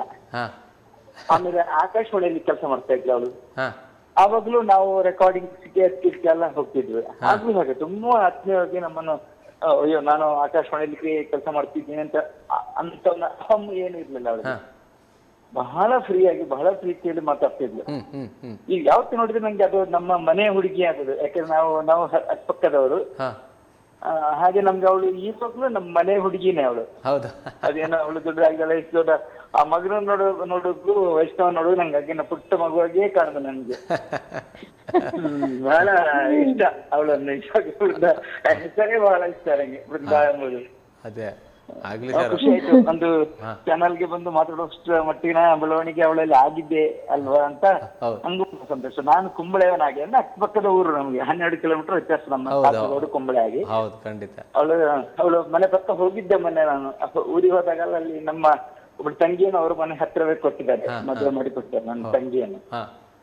ಹಾಗೆ ಆಗೆಲ್ಲ ನಾನು ಬಂದಾಗ ಅವತ್ತು ಹೇಳ್ತಾ ಇದ್ದೆ, ಮೊನ್ನೆ ನಿಮ್ಮ ಮನೆ ಹತ್ರ ಹೋಗಿದ್ದೆ ಅಂತೆಲ್ಲ ಹೇಳ್ತಾ ಇರ್ತೇನೆ. ಆಗ್ಲಿ ಸರ್, ಬಹಳ ಖುಷಿ ಆಯ್ತು ಸರ್ ತಮ್ಮೊಂದಿಗೆ. ನಮಗೂ ಖುಷಿ ಆಯ್ತು, ತುಂಬಾ ಖುಷಿ ಆಯ್ತು. ಅವಳು ಈ ಮಟ್ಟಕ್ಕೆ ಬೆಳೆದಿರೋದು ನಮ್ಗೂ ಸಂತೋಷನೇ. ಮತ್ತೆ ಇನ್ನೊಂದು ಏನಂದ್ರೆ ಅವಳು ನಮ್ ಜೊತೆನೆ, ಅಂದ್ರೆ ನಮ್ಮ ಊರಲ್ಲೂ ನಮ್ ಜೊತೆನೆ ಬೆಳೆದು ಬಂದವಳು ಅಂತ ಹೇಳುದು ನನ್ಗೆ ಈಗಲೂ ಹೆಮ್ಮೆನೆ. ಖಂಡಿತ. ಕುಂಬಳೆ ಕಾಸರಗೋಡಿಗೆ ಅವಿನಾಭಾವ ಸಂಬಂಧ ನಮ್ಗೆ. ಖಂಡಿತ ಸರ್, ಖಂಡಿತ. ಯಾವಾಗ್ಲೂ ಕಾಸರಗೋಡು ಅಂದ್ರೆ ನಮ್ಗೆ ಇವಳ ವೃಂದ, ಸಿಂಗರ್ ಆಗಿ ವೃಂದ ನಮ್ಗೆ ನೆನಪಾಗೋದು ಅವತ್ತು. ಶುಭಾಶಯಗಳನ್ನು ಹೇಳಿ ವೃಂದನಿಗೆ, ಅಥವಾ ಡೈರೆಕ್ಟ್ ಆಗಿ ನಾನು ಹೇಳಿದ್ರೆ ವೃಂದನಿಗೆ ಶುಭಾಶಯಗಳು. Thank you. ಬಹಳ ಖುಷಿ ಆಯ್ತು ಸರ್. ನಿಮಗೆ ನಮ್ಮ ಚಾನಲ್ ಪರವಾಗಿ ಪ್ರೀತಿಯ ಧನ್ಯವಾದಗಳು ಸರ್. Thank you sir. ಆಯ್ತು, thank you sir. Madam, Vasanth Kumble ಅವರು, ಹೌದು, ಅವರು ಬಹಳಷ್ಟು ಆರ್ಕೆಸ್ಟ್ರಾದಲ್ಲಿ ಹಾಡುವಾಗೆಲ್ಲ ತಪ್ಪುಗಳನ್ನು ಎಷ್ಟೊಂದು ತಿದ್ದಿ ನಮ್ಮನ್ನು ನಂಗೆ ದಾರಿ ತೋರಿಸಿದ್ದಾರೆ. ಅದು ಹಾಗಲ್ಲ, ಹೀಗೆ ಹಾಡ್ಬೇಕು ಅನ್ನುವಂಥದ್ದೆಲ್ಲ ತಿದ್ದಿ ಮಾರ್ಗದರ್ಶನ ಮಾಡಿದಂತವ್ರು. ಈಗಲೂ ಕೂಡ ಕಾರ್ಯಕ್ರಮಗಳಿಗೆ ಅವರು ಇದು ಪಕ್ಕವಾದ್ಯ ಕಲಾವಿದರಾಗಿ, ಕೀಬೋರ್ಡ್ ವಾದಕರಾಗಿ ಎಷ್ಟೋ ಕಾರ್ಯಕ್ರಮಗಳಿಗೆ ಬರ್ತಾರೆ ಅವರು, ನಮ್ಮ ಕಾರ್ಯಕ್ರಮಕ್ಕೆ. ಅದೇ ರೀತಿ ಮೇಡಮ್, ತಾವು ಶಾಲೆ CBSE ಶಾಲೆಯಲ್ಲಿ ನೀವು ಸಂಗೀತ ಶಿಕ್ಷಕಿಯಾಗಿ ಕೆಲಸ ಮಾಡ್ತೀರಿ. ಆ ಶಾಲೆ ಬಗ್ಗೆ ಮತ್ತೆ ನಿಮ್ಮ ವೃತ್ತಿಯ ಬಗ್ಗೆ ಒಂದೆರಡು ಮಾತು ಮೇಡಮ್. ಇಲ್ಲಿ ನಾನೀಗ ಪ್ರಸ್ತುತ ಬೆಂಗಳೂರಿನಲ್ಲಿರೋದು ಕೋಣನಕುಂಟೆ ಅಂತ, JP ನಗರ ಇಲ್ಲಿರೋದು. ಇಲ್ಲಿ ಒಂದು CBSE ಶಾಲೆ, silicon city academy of secondary education ಅಂತ. ಇಲ್ಲಿ ನಾನು ಸಂಗೀತದ ಶಿಕ್ಷಕಿಯಾಗಿ ಕೆಲಸ ಮಾಡ್ತಾ ಇದ್ದೀನಿ, ಪಾರ್ಟ್ ಟೈಮ್ ಆಗಿ. ಅಂದ್ರೆ ವಾರಕ್ಕೆ 3 ದಿವಸ ಹೋಗಿ ಅಲ್ಲಿ ಸಂಗೀತವನ್ನೇ ಹೇಳ್ಕೊಡ್ತೀನಿ ನಾನು. ಇಲ್ಲಿ ಶಾಸ್ತ್ರೀಯ ಸಂಗೀತದ ಬೇಸ್ ಇಟ್ಕೊಂಡು ಅಷ್ಟೇನೆ ಇಲ್ಲಿ ಹೆಚ್ಚಾಗಿ ಶಾಲೆಗೆ ಬೇಕಾದ ಮಕ್ಕಳಿಗೆ ಆಗುವಂತಹ ಹಾಡುಗಳನ್ನ, ದೇಶಭಕ್ತಿ ಗೀತೆಗಳು, ದಾಸರ ಪದಗಳು, ಈ ರೀತಿ ಸುಗಮ ಸಂಗೀತದ ಇದನ್ನೇ ಹೆಚ್ಚಾಗಿ ಹೇಳ್ಕೊಡುದು. ಮಧ್ಯೆ ಕೆಲವು ಈ ಇಂಗ್ಲಿಷ್ ಹಾಡುಗಳು ಬೇಕಾಗುತ್ತೆ. ಯಾಕಂದ್ರೆ ಶಾಲೆಯ ವಾರ್ಷಿಕೋತ್ಸವ ಇಂಥ ಸಂದರ್ಭದಲ್ಲಿ ಅವರಿಗೆ ಅದಕ್ಕೆ ತಕ್ಕನಂತ ಹಾಡುಗಳನ್ನು ಹೇಳ್ಕೊಡ್ಬೇಕಾಗುತ್ತೆ. ಅದನ್ನು ಕೂಡ ಮಾಡ್ತಾ ಇದ್ದೀನಿ. ಒಂದು ಒಳ್ಳೆ ರೀತಿಯ ಅಲ್ಲಿರುವಂತಹ ನಮ್ಮ ಅಕಾಡೆಮಿಕ್ ಚೇರ್ಮನ್ ಅವರು ಡಾಕ್ಟರ್ KS ಸಮೀರ್ ಸಿಂಹ ಅಂತ, ಅವರು ಒಳ್ಳೆ ಕಲಾ ಪೋಷಕರು ಮತ್ತು ಸಂಗೀತ ಮತ್ತು ಈ ಕಲೆಗಳ ಬಗ್ಗೆ ವಿಶೇಷವಂತಹ ಪ್ರೀತಿ ಇರುವಂತಹವರು. ಅವರು ಕೂಡ ನಮ್ಗೆ ಯಾವ ರೀತಿಯ ಸಹಾಯ ಬೇಕಿದ್ರು ಮಾಡ್ತಾರೆ. ಇಂಥದ್ದೊಂದು ಕಾರ್ಯಕ್ರಮ ಮಾಡ್ತೀನಿ, ನಮಗೆ ಈ ರೀತಿಯ ಸೌಲಭ್ಯಗಳನ್ನು ನೀವು ಮಾಡ್ಕೊಡಿ ಅಂತ ಕೇಳಿದ್ರೆ ತಕ್ಷಣನೇ ನಮ್ಮ ಪ್ರಾಂಶುಪಾಲರು ಇದ್ದಾರೆ, ಡಾಕ್ಟರ್ ಸುಮಾಲಿನಿ ಅಂತ, ಅವರು ಅಷ್ಟೇ ಒಳ್ಳೆಯ ಲೇಡಿಯವರು. ಈ ಒಳ್ಳೆ ಕಾರ್ಯಕ್ರಮಗಳು ಮಾಡ್ಬೇಕು ಅಂತಂದ್ರೆ ನಾವು ನಮ್ಮ ವಿಚಾರಗಳನ್ನು ಹೇಳಿದ್ರೆ, ಈ ರೀತಿ ನಮ್ಮ ಐಡಿಯಾ ಇದೆ, ಈ ತರ ಮಾಡೋಣ ಅಂತ ಅಂದ್ರೆ ಅದಕ್ಕೆ ಹೌದಾ ಮುಂದುವರಿಸಿ ನೀವು ಅಂತ ಎಲ್ಲ ರೀತಿಯ ಪ್ರೋತ್ಸಾಹ ಕೊಡ್ತಾರೆ. ಯಾಕಂದ್ರೆ ನಮ್ದು ಐಡಿಯಾಗಳು ಏನೇನೇ ಇರ್ಬಹುದು, ಅದನ್ನ ತರಬೇಕು, ಅನುಷ್ಠಾನಕ್ಕೆ ತರಬೇಕು ಅಂದ್ರೆ ನಮ್ಗೆ ಅದು ಪೂರಕವಾದಂತಹ ಸವಲತ್ತುಗಳು ಬೇಕಾಗುತ್ತೆ. ಅದನ್ನೆಲ್ಲ ಒದಗಿಸಿ ಕೊಡ್ತಾರೆ. ಒಳ್ಳೆ ಶಾಲೆ, ಒಳ್ಳೆಯ ಮಕ್ಕಳಿಗೆ ಒಳ್ಳೆ ಮಕ್ಕಳಿದ್ದಾರೆ ಅಲ್ಲಿ ನಾನು ಹೇಳ್ಕೊಡ್ಲಿಕ್ಕೆ ಒಂದು ಅವಕಾಶ ಆಗಿದೆ ನನಗೆ. ಅಲ್ಲಿ ಈಗಲೂ ನಾನು ಕ್ಲಾಸ್ ತಗೊಳ್ತಿದ್ರಿ, ಈಗಲೂ ಹೋಗ್ತಾ ಇದ್ದೀರಿ ಅಲ್ಲ ಮೇಡಮ್? ಈಗಲೂ ಹೋಗ್ತಾ ಇದ್ದೀನಿ. ಹೌದು. ಅದೇ ರೀತಿ ಮೇಡಮ್, ತಾವು ಕೂಡ್ಲು ಶಾನ್ಭೋಗ್ ಸಂಗೀತ ಟ್ರಸ್ಟ್ ಅಂತ ಒಂದು ಟ್ರಸ್ಟ್ ಅನ್ನ ಮಾಡ್ತೀರಿ. ಅದರಿಂದ ಹಲವಾರು ವಿದ್ಯಾರ್ಥಿಗಳಿಗೆ ಒಂದು ಅನುಕೂಲವನ್ನು ಮಾಡಿಕೊಡ್ತಾರೆ. ಅದ್ರ ಬಗ್ಗೆ ಒಂದೆರಡು ಮಾತು ಮೇಡಮ್. ಹೌದು, ನಾನು ಪ್ರಾರಂಭದಲ್ಲಿ ಬೆಂಗಳೂರಿಗೆ ಬಂದಾಗ ನನ್ನ ಸಹ ಮನಸ್ಥಿತಿಯವರ ಜೊತೆಗೆ ಸೇರ್ಕೊಂಡು ಆದರ್ಶ ಸುಗಮ ಸಂಗೀತ ಅಕಾಡೆಮಿ ಅನ್ನುವಂತಹ ಒಂದು ಸಂಸ್ಥೆಯನ್ನ ಪ್ರಾರಂಭ ಮಾಡಿದೆ. ಪ್ರಾರಂಭದಲ್ಲಿ ನಾನು ಮತ್ತು ಕೃಷ್ಣಮೂರ್ತಿ ಅಂತ ನಾವಿಬ್ರು ಸೇರ್ಕೊಂಡು ಆ ಸಂಸ್ಥೆಯನ್ನ ಪ್ರಾರಂಭ ಮಾಡಿದ್ದೆವು. ಅದು ನಾನು ಅದರ ಟ್ರಸ್ಟಿ ಹೌದು, ಅದರ ಮ್ಯಾನೇಜರು ಹೌದು, ಅಲ್ಲಿ ಶಿಕ್ಷಣನು ನಾನೇ ಕೊಡ್ತಾ ಇದ್ದೆ, ಅಂದ್ರೆ ಸಂಗೀತ ಕ್ಲಾಸ್ ಕೂಡ ನಾನೇ ಮಾಡ್ತಿದ್ದೆ. ಈ ರೀತಿಯಲ್ಲಿ ಸುಮಾರು ವರ್ಷಗಳ ಕಾಲ ಅದು ಚೆನ್ನಾಗೇ ನಡ್ಕೊಂಡು ಬಂತು. ಈಗಲೂ ಇದೆ, ಬಟ್ ನಾನು ಅದರಿಂದ ಸ್ವಲ್ಪ ದೂರ ಬಂದೆ. ಒಂದು ರೀತಿಯಲ್ಲಿ ಅವಾಗ ನಾವು ಸಾಕಷ್ಟು ಕಾರ್ಯಕ್ರಮಗಳನ್ನು ಜೊತೆಯಲ್ಲಿ ಕೊಡ್ತಾ ಇದ್ವಿ. ನಮ್ ಜೊತೆಗೆ ಇನ್ನೊಬ್ರು ನಮ್ಮ ಪಣಂಬೂರ್ ಶಿವಶಂಕರ್ ಅಂತ ಒಬ್ರು ಇದ್ರು. ಅವರು ನಾವು ಎಲ್ಲ ಒಟ್ಟಿಗೆ ಸೇರ್ಕೊಂಡು, ಆಮೇಲೆ ಉಪಾಸನ ಮೋಹನ್ ನೀವು ಕೇಳಿರ್ಬೋದು, ಅವರು ಕೂಡ ಈಗ ಒಳ್ಳೆ ರೀತಿಯ ಒಂದು ಸಂಸ್ಥೆಯನ್ನು ನಡೆಸ್ಕೊಂಡು ಹೆಸರು ಮಾಡಿದ್ದಾರೆ. ನಾವೆಲ್ಲ ಒಟ್ಟಿಗೆ ಸೇರ್ಕೊಂಡು ಆ ಸಂಸ್ಥೆಯನ್ನ ಪ್ರಾರಂಭ ಮಾಡಿ ಅದು ಸುಮಾರು ವರ್ಷಗಳ ಕಾಲ ಒಳ್ಳೆ ರೀತಿನಲ್ಲೇ ಆಯ್ತು. ಆಮೇಲೆ ಈಗ ಒಂದು 17 ವರ್ಷ ಅದರಲ್ಲಿ ನಾನು ಆ ಸಂಸ್ಥೆಯಲ್ಲಿ ಕೆಲಸ ಮಾಡಿದೆ. ಆ ನಂತರ ನಾನು ನನ್ನದೇ ಒಂದು ಕೂಡ್ಲು ಶಾನ್ಭೋಗ ಸಂಗೀತ ಟ್ರಸ್ಟ್ ಅಂತ ಹೇಳ್ಕೊಂಡು ಮಾಡಿದೆ. ಇದು ನಾನು ಕೂಡ್ಲು ಶಾನ್ಭೋಗ ಸಂಗೀತ ಅಂತ ಯಾಕೆ ಹೆಸರಿಟ್ಟೆ ಅಂತಂದ್ರೆ, ನಮ್ಮ ತಂದೆಯವರಿಗೋಸ್ಕರ ಅವರ ಹೆಸರಲ್ಲಿ ಒಂದು ಇರ್ಲಿ, ನಮ್ಮ ಇದು ಪರಂಪರೆ ಬೆಳೀತಾ ಇರುತ್ತೆ, ಅದು ನೆನಪಿನಲ್ಲಿ ಉಳಿಯುವಂತಹ ಒಂದು ಇರ್ಲಿ ಅನ್ನೋ ಹೆಸರಿಂದ ನಾನು ಆ ಹೆಸರಿಟ್ಕೊಂಡು ಅದರಲ್ಲಿ ಮಾಡ್ತಾ ಇದ್ದೀನಿ. ಇಲ್ಲಿ ಸುಮಾರು ಜನ ವಿದ್ಯಾರ್ಥಿಗಳು ಬರ್ತಾರೆ, ಅವರಿಗೆ ನಾನು ಸಂಗೀತ ಎಲ್ಲವನ್ನೂ ಹೇಳ್ಕೊಡ್ತಾ ಇದ್ದೀನಿ. ನನಗೆ ಏನ್ ಬರುತ್ತೆ ಅದನ್ನು ಅಷ್ಟು ಒಂದು ವಿದ್ಯಾದಾನ ಅನ್ನೋ ರೀತಿನಲ್ಲಿ ಕರ್ನಾಟಕ ಶಾಸ್ತ್ರೀಯ ಸಂಗೀತ, ಹಿಂದೂಸ್ತಾನಿ ಶಾಸ್ತ್ರೀಯ ಸಂಗೀತ, ಸುಗಮ ಸಂಗೀತ ಇವುಗಳ ತರಬೇತಿಯನ್ನು ಕೊಡ್ತಾ ಇದ್ದೀನಿ. ಇನ್ನು ವಾದ್ಯ ಸಂಗೀತಕ್ಕೆ ಬಂದ್ರೆ ಡ್ರಮ್ಸು, ತಬಲಾ, ಕೀಬೋರ್ಡ್ ಇಂಥದನ್ನೆಲ್ಲ ವೈಷ್ಣವ್ ಹೇಳ್ಕೊಡ್ತಾ ಇದ್ದೇನೆ. ಒಂದು ರೀತಿಯಲ್ಲಿ ಚೆನ್ನಾಗಿ ನಡ್ಕೊಂಡು ಹೋಗ್ತಾ ಇದೆ. ಈ ಸಂಸ್ಥೆ ಮುಖಾಂತರ ಕೂಡ ನಾವು ಹಲವಾರು ಕಾರ್ಯಕ್ರಮಗಳನ್ನು ಮಾಡಿದ್ದೀನಿ. ವಿದ್ಯಾರ್ಥಿಗಳಿಗೆ ವೇದಿಕೆ ಕಲ್ಪಿಸಿಕೊಡುವಂಥದ್ದು, ಜೊತೆಗೆ ನಮ್ಮ ಪರಂಪರೆಯನ್ನು ಉಳಿಸುವ ನಿಟ್ಟಿನಲ್ಲಿ ಬರೀ ಸಂಗೀತ ಒಂದೇ ಇದರಿಂದ ಮಾಡ್ತಾ ಇಲ್ಲ. ನಾವು ಕಾರ್ಯಕ್ರಮಗಳು ಮಾಡ್ಬೇಕಾದ್ರೆ ಅದು ಯಕ್ಷಗಾನ ಇರ್ಬೋದು, ಡಾನ್ಸ್ ಇರ್ಬೋದು, ತಾಳಮದ್ದಳೆ ಇರ್ಬೋದು, ಈ ತರ ಬೇರೆ ಬೇರೆ ಕಲಾ ಪ್ರಕಾರದ ಕಾರ್ಯಕ್ರಮಗಳನ್ನ ನಮ್ಮ ಸಂಸ್ಥೆ ಮುಖಾಂತರ ಬೇರೆಯವರಿಗೆ, ಅದು ಹಿರಿಯರು ಕಿರಿಯರು ಎಲ್ಲರನ್ನೂ ಒಳಗೊಂಡಂತೆ ಕಾರ್ಯಕ್ರಮಗಳನ್ನು ಮಾಡ್ತೀವಿ. ಯಾವುದೇ ವಯೋಮಿತಿ ಇಲ್ಲದೆ ಎಲ್ಲರಿಗೂ ಕಲಿಸಿಕೊಡ್ತಾ ಇದ್ದೀರಿ? ಹೌದು ಹೌದು, 6 ವರ್ಷದಿಂದ ಪ್ರಾರಂಭಿಸಿ, ಹೌದು 6 ವರ್ಷ ಆಗಿರ್ಬೇಕು. ಯಾಕಂದ್ರೆ ನಾವು ಏನು ಹೇಳ್ಕೊಡ್ತದನ್ನ ಅವರು ಅಟ್ಲೀಸ್ಟ್ ತಿಳ್ಕೊಳ್ಳುವಂತಹ ಬುದ್ಧಿ ಆದ್ರೂ ಅವ್ರಿಗೆ ಇರ್ಬೇಕಲ್ಲ ಮಕ್ಕಳಿಗೆ. ಮಾತಾಡ್ಲಿ ಸ್ವಲ್ಪ ಬರ್ಬೇಕು. ಹೌದು ಹೌದು, ನಾವದು ಶ್ರುತಿ ತಾಳ ಅಂತ ಹೇಳಿದ್ರೆ ಪಾಪ ಅವ್ರಿಗೆ ಏನ್ ಗೊತ್ತಾಗುತ್ತೆ? ನಾವು ಹೇಳಿದ್ದನ್ನ ಅವ್ರು ಅದೇ ರೀತಿ ಫಾಲೋ ಮಾಡುವಷ್ಟಾದ್ರೂ ಒಂದು ಇದಿರ್ಬೇಕು ಅಂತ 6 ವರ್ಷ ಅಂತ ವಯಸ್ಸನ್ನು ನಿಗದಿ ಮಾಡಿದ್ವಿ. ಖಂಡಿತ. ಅದೇ ರೀತಿ ಮೇಡಮ್, ತಾವು ಕೇಂದ್ರ ಸರ್ಕಾರ ಸಂಗೀತ ಮತ್ತು ನಾಟಕ ಅದರ ವಿಭಾಗದಲ್ಲಿ ಕಲಾವಿದೆ, ಅದರ ಬಗ್ಗೆ ಒಂದೆರಡು ಮಾತು ಮೇಡಮ್. ಅದು ಬಹಳ ಹಿಂದೆ ರಾಜೇಶ್, ಈಗ ಅದು ನಡೀತಾ ಇಲ್ಲ. ಅದೊಂದು ರೀತಿನಲ್ಲಿ ಆ ಪ್ರಾರಂಭದ ದಿನಗಳಲ್ಲಿ ನಾನು ಇನ್ನು ಅವಾಗ ಹೊಸದಾಗಿ ಕ್ಷೇತ್ರಕ್ಕೆ ಎಂಟ್ರಿ ಆದ ಸಮಯದಲ್ಲಿ ನಾವು ಕೂಡ ಅವಕಾಶಕ್ಕಾಗಿ ಹುಡುಕಾಡುವಂತದ್ದು ಇದ್ದೇ ಇರುತ್ತಲ್ಲ. ಆವಾಗ ಅಲ್ಲಿ ಸಂಗೀತ ಮತ್ತು ನೃತ್ಯ ನಾಟಕ ವಿಭಾಗ ಅಂತ ಇತ್ತು, ಸಂಗೀತ ನಾಟಕ ವಿಭಾಗ ಅಂತ. ಅಲ್ಲಿ ಕೂಡ ನೋಂದಾಯಿಸ್ಕೊಂಡು ಅವರು ಕೂಡ ಇದನ್ನು ಮಾಡ್ತಿದ್ರು, ಏನು ಆಡಿಷನ್ ತರ ಮಾಡಿ ಗ್ರೂಪ್ ಅಲ್ಲೇ ಮಾಡ್ಬೇಕಾಗಿತ್ತು. ಅಂದ್ರೆ ನಮ್ದೊಂದು ತಂಡ ಅಂತ ನಾವಲ್ಲಿ ನೋಂದಣಿ ಮಾಡ್ಕೋಬೇಕು. ಅದ್ರಲ್ಲಿ ನಾವೇನ್ ಮಾಡ್ತೀವಿ, ಏನೇನ್ ಮಾಡ್ತೀವಿ ಅದನ್ನಲ್ಲಿ ನೋಂದಣಿ ಮಾಡಿದ್ರೆ ಅವರು ಕಾರ್ಯಕ್ರಮಗಳನ್ನು ಕೊಡ್ತಾ ಇದ್ರು. ಅದು ಹೆಚ್ಚಾಗಿ ಅದರಿಂದ ಆಗ್ತಿರುವಂತ ಕಾರ್ಯಕ್ರಮಗಳೇನಂದ್ರೆ ಈ ತರ ಬರೀ ಸಂಗೀತ ಅಂತಂದ್ರೆ ಅದ್ರಲ್ಲಿ ಯಾವ್ದೋ ಒಂದು ಇದಿರುತ್ತೆ, ಅಂದ್ರೆ ಈ ರೋಗ ನಿರ್ಮೂಲನೆಗೆ ಆಗುವಂತದ್ದು, ಕಾರ್ಮಿಕರ ಮಕ್ಕಳಿಗಾಗಿ ಮಾಡುವಂತದ್ದು, ಆಮೇಲೆ ಬೇರೆ ಬೇರೆ ರೀತಿಯಂತಹ ಇಂಥ ಯಾವ್ದೋ ಒಂದು ಥೀಮ್ ಇಟ್ಕೊಂಡು ಅಂತ ಹೇಳ್ತಾರಲ್ಲ, ಅಂತ ವಿಷಯಗಳನ್ನ ಕೊಡ್ತಿದ್ರು. ಅದನ್ನ ನಾವು ಬೇರೆ ಬೇರೆ ಹಳ್ಳಿಗಳಿಗೆ ಹೋಗಿ ಅಲ್ಲಿ ಕಾರ್ಯಕ್ರಮ ಮಾಡಿ ಜನಜಾಗೃತಿ ಮೂಡಿಸುವಂತಹ ಕಾರ್ಯಕ್ರಮಗಳು ಅದನ್ನು ಮಾಡಿದ್ದೀನಿ. ಸಾಕಷ್ಟು ಕಾರ್ಯಕ್ರಮಗಳನ್ನು ಅದು ಕೊಟ್ಟಿದ್ದೀನಿ. ಆಮೇಲೆ ಅದು ಕೂಡ ಅಷ್ಟೇ, ಅದ್ರ ಬಗ್ಗೆ ಹೆಚ್ಚು ಇದಿರ್ಲಿಲ್ಲ, ಒಂಥರ ನಿಂತೇ ಹೋಗಿದೆ ಆ ಕಾನ್ಸೆಪ್ಟ್ ಅಂತ ಹೇಳ್ಬೋದು. ಖಂಡಿತ ಖಂಡಿತ ಮೇಡಮ್. ಅದೇ ರೀತಿ ನಿಮ್ಮ ಮಗ ನಿಮಗೆ ಬಹಳಷ್ಟು ಬೆಂಬಲ ನೀಡ್ತಿದ್ದಾರೆ. ಆ ಮಗನ ಬಗ್ಗೆ ಒಂದೆರಡು ಮಾತು. ಮಗ ತುಂಬಾ ಚೆನ್ನಾಗಿ ಹಾಡ್ತಾನೆ. ಅವನು ಕೂಡ ಶಾಸ್ತ್ರೀಯ ಸಂಗೀತವನ್ನ ಕೂಡ ಅಭ್ಯಾಸ ಅವ್ನು ಹಿಂದೂಸ್ತಾನಿ ಮಾತ್ರ ಕಲ್ತಿರೋದು. ಜೊತೆಯಲ್ಲೇ ನಾವಿಬ್ರು ಇವರ ಹತ್ರ ವೆಂಕಟೇಶ್ ಗೋಡ್ಕಿಂಡಿ ಅವ್ರ ಹತ್ರ ಅವನು ಪ್ರಾರಂಭ ಮಾಡಿದಲ್ಲಿ, ಮತ್ತೆ ರಾಜಬಹು ಸೊಂಟಕ್ಕಿ ಅವರ ಶ್ರೀಮತಿಯವರಿದ್ರು ಮಣಿ ಅಂತ, ಅವ್ರ ಹತ್ರ ಅವನು ಪ್ರಾರಂಭ ಮಾಡಿದ್ದು. ಆನಂತರ ಮುಂದೆ ವೆಂಕಟೇಶ್ ಗೋಡ್ಕಿಂಡಿ ಅವ್ರ ಹತ್ರ ಸ್ವಲ್ಪ ಸಮಯ ಕಲ್ತು, ಮತ್ತೆ ಮುಂದೆ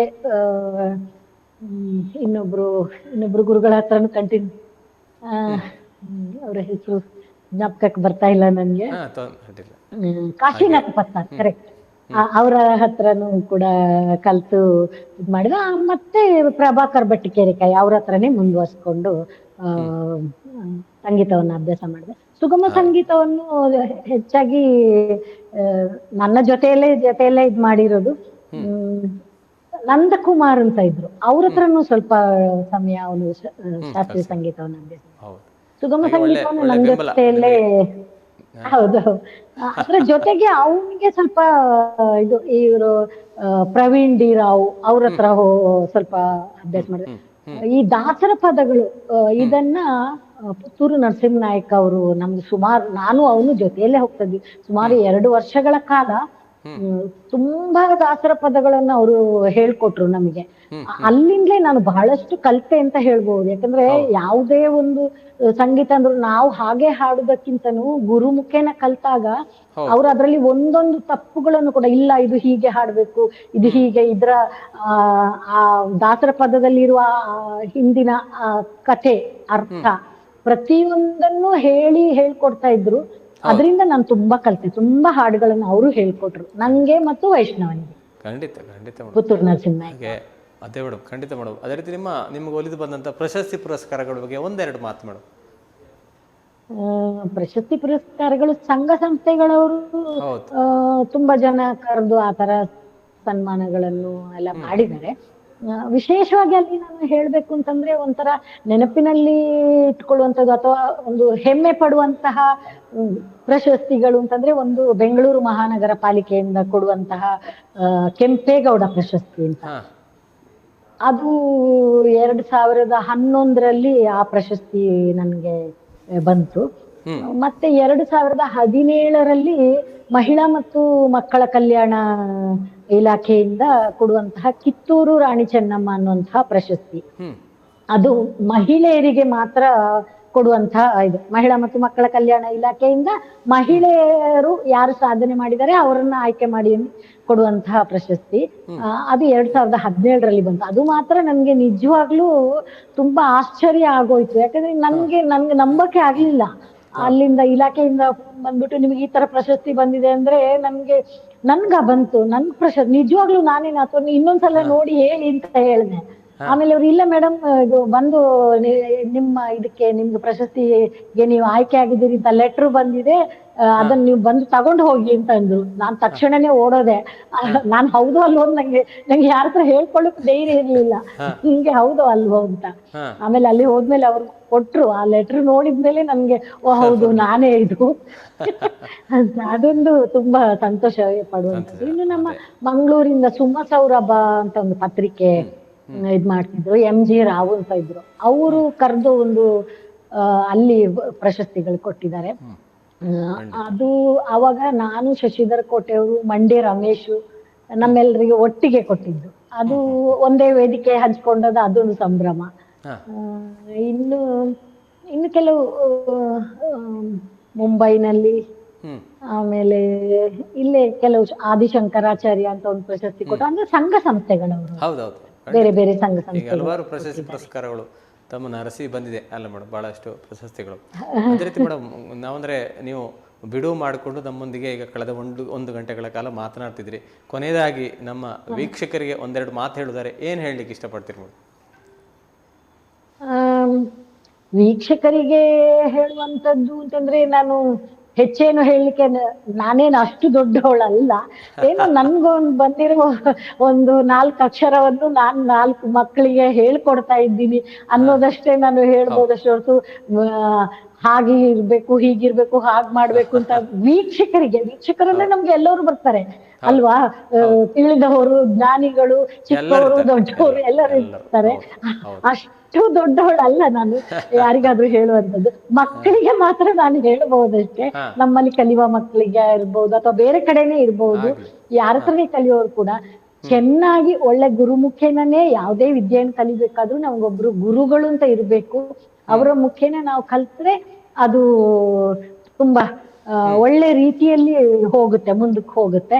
ಆಮೇಲೆ ಒಳ್ಳೆ ಕಲ್ತ ನಂತರನೇ ನಾವು ವೇದಿಕೆಗೆ ಎಂಟ್ರಿ ಆಗ್ಬೇಕು. ಯಾವುದೋ ಒಂದೆರಡು ಹಾಡು ಹಾಡಿದ ತಕ್ಷಣನೇ ನಾನಲ್ಲಿ ಮಾಧ್ಯಮದಲ್ಲಿ ಕಾಣಿಸ್ಕೊಳ್ಬೇಕು, ಟಿವಿನಲ್ಲಿ ಕಾಣಿಸ್ಕೊಳ್ಬೇಕು, ವೇದಿಕೆಯಲ್ಲಿ ನಂಗೆ ಅವಕಾಶ ಕೊಡಿ ಅಂತ ಈ ತರ ಇರುವುದಕ್ಕಿಂತ ನಾನ್ ಕಲಿಬೇಕು, ನಾನು ಒಳ್ಳೆ ರೀತಿನಲ್ಲಿ ಹಾಡ್ಬೇಕು, ನಾನು ಹಾಡಿದಾಗ 4 ಜನ ನನ್ನನ್ನು ಮೆಚ್ಚುವ ತರ ಇರ್ಬೇಕು ಅನ್ನೋ ದೃಷ್ಟಿ ಇಟ್ಟುಕೊಂಡು ಕಲ್ತ್ರೆ ಖಂಡಿತವಾಗ್ಲೂ ನಮಗೆ ಮುಂದಕ್ಕೆ ಒಳ್ಳೆಯ ವೇದಿಕೆಗಳು ತಾನಾಗಿ ಸಿಗುತ್ತೆ ಅನ್ನುವಂಥದ್ದು ನನ್ನ ಒಂದು ಅಭಿಪ್ರಾಯ ಕೂಡ. ಆಮೇಲೆ ಇನ್ನೊಂದೇನಂದ್ರೆ ಅದೇ, ಈಗ ಅವಕಾಶ ಇದ್ದು ನಮ್ಗೆ ಲಭ್ಯ ಇದೆ, ಪ್ರಾಪ್ತಿ ಇರುತ್ತೆ ಅಂತಂದ್ರೆ ಅದು ಯಾವುದೇ ರೀತಿನಲ್ಲಾದ್ರೂ ಸಿಗುತ್ತೆ. ನಾನು ತುಂಬಾ ಕುಗ್ರಾಮದಿಂದ ಬಂದವಳು. ಇವತ್ತು ನಾನು ಈ ಬೆಂಗಳೂರಲ್ಲಿ ಬಂದು ಇಷ್ಟು ದೊಡ್ಡ ವಿದ್ವಾಂಸರುಗಳು, ಒಳ್ಳೊಳ್ಳೆ ಗಾಯಕರು, ಸಂಗೀತ ನಿರ್ದೇಶಕರು, ಇವರೆಲ್ಲರ ಮಧ್ಯೆ ನಾನು ಕೂಡ ಒಂದು ಚಿಕ್ಕದಾಗಿ ನನ್ನ ಹೆಸರು ಒಂದು 4 ಜನರಿಗೆ ಗೊತ್ತಿದೆ ಅಂತಂದ್ರೆ ಅದು ನಾನು ನಡೆದು ಬಂದ ದಾರಿಯಿಂದ, ನಾವು ಹೇಗೆ ಇರ್ತೀವಿ ಸಮಾಜದಲ್ಲಿ ಅನ್ನುವಂಥ ಒಂದು ಇದರಿಂದ ನಮ್ಗೆ ಅದು ಪ್ರಾಪ್ತಿಯಾಗಿದೆ ಅಂತ ಅಷ್ಟಕ್ಕೆ ತೃಪ್ತಿ ಪಟ್ಕೊಳ್ಳುವಂಥದ್ದು. ಇಲ್ಲಿ ಇನ್ನೂ ಒಂದು ಹೇಳ್ಬೇಕು ಅಂತಂದ್ರೆ, ನಾವ್ ಏನ್ ಅನ್ಕೊಂಡಿರ್ತೀವಿ ಅದು ನಮ್ಗೆ ಇರುದಿಲ್ಲ, ನಮ್ಗೆ ಏನ್ ಬರ್ದಿದ್ಯೋ ಅದು ಮಾತ್ರವೇ ನಮ್ಗೆ ಸಿಗುದು ಅನ್ನೋದಿಕ್ಕೆ. ಯಾಕಂದ್ರೆ ನಾನೀಗ ಹೇಳಿದೆ, ಶಿಕ್ಷಕಿಯಾಗಿ ನಾನು ಮುಂದುವರೆದೆ. ನಿಜ ಹೇಳ್ಬೇಕು ಅಂದ್ರೆ ನನ್ಗೆ ಶಿಕ್ಷಕಿ ಆಗುವಂತಹ ಒಂದು ಆಸೆನೇ ಇರ್ಲಿಲ್ಲ. ನಂಗೆ ಏನೋ ತಾತ್ಸಾರವಾಗಿ ಇತ್ತು ಅದ್ರಲ್ಲಿ, ಟೀಚರ ಅನ್ನುವಂಥದ್ದು ಅಂತ. ಆದ್ರೆ ನೋಡಿ ಇವತ್ತು ನಾನು ಇದ್ದಿದ್ದೆ ಟೀಚರ್ ಆಗಿಯೇ. ಈಗ ಈ ವೃತ್ತಿಯನ್ನೇ ನಾನು ಅನಿವಾರ್ಯವಾಗಿ ನಾನು ಇದನ್ನ ಆಯ್ಕೆ ಮಾಡ್ಕೊಂಡು ಈಗ ಮುಂದುವರಿತಾ ಇರುವಾಗ ಈಗ ನನ್ಗೆ ಗೊತ್ತಾಗ್ತಿದೆ ಇದರದ್ದು ಮಹತ್ವ ಏನು, ಇದರ ಬೆಲೆ ಏನು ಅಂತ. ಯಾಕಂದ್ರೆ ಎಷ್ಟು ಮಕ್ಕಳ ಪ್ರೀತಿ ನಮ್ಗೆ ಸಿಗ್ತಾ ಇದೆ, ಎಷ್ಟು ಜನ ನಮ್ಮನ್ನು ಗಮನಿಸ್ತಾರೆ ಅಲ್ವಾ. ಹಾಗಾಗಿ ನಾವು ಅನ್ಕೊಂಡಿರೋದು ಯಾವ್ದು ಆಗುದಿಲ್ಲ. ನಮ್ಗೆ ಏನು ಪ್ರಾಪ್ತಿ ಇದೆಯೋ ಅದು ನಮ್ಗೆ ಸಿಗುತ್ತೆ. ನಾವು ಹೋಗೋ ದಾರಿ ಅಂತೂ ಸ್ಪಷ್ಟವಾಗಿದ್ದು ಒಳ್ಳೆಯ ದಾರಿಯಲ್ಲಿ ಮಾಡಿದ್ರೆ ನಮ್ಗೆ ಖಂಡಿತ ಒಳ್ಳೇದಾಗುತ್ತೆ. ಖಂಡಿತ ಹೇಳ್ತಾರ, ಗಾಳಿಯ ಪಟದಂತೆ ನಾನಯ್ಯ, ಆಡಿಸೋ ಸೂತ್ರಧಾರ ನೀನಯ್ಯ, ದೇವ್ರು ಹೇಗೆ ಆಡಿಸ್ತಾನೆ ಹಾಗೆ ಆಡ್ತಾ ಇರ್ಬೇಕು ನಾವು. ಅವ ಸೂತ್ರಧಾರ ಮೇಲಿನ ಸೂತ್ರ ಹಿಡ್ಕೊಂಡು ಆಟ ಆಡ್ತಿರ್ತಾನೆ. ಹಾಗೆ ಉತ್ತಮ ಅಂತ ಮಾತು. ಅದೇ ರೀತಿ ಮೇಡಮ್, ಕೊನೆಯದಾಗಿ ನಿಮ್ಮ ಧ್ವನಿಯಲ್ಲಿ ಒಂದೆರಡು ಸಾಲು ಗೀತೆಯನ್ನು ಕೇಳುವ ಮೂಲಕ ಇಂದಿನ ಕಾರ್ಯಕ್ರಮ ಮುಗಿಸೋಣ. ಹಾಗೆ ಒಂದು ಗೀತೆ 2 ಸಾಲು ನಮಗಾಗಿ ಹಾಡಿ ಮೇಡಮ್.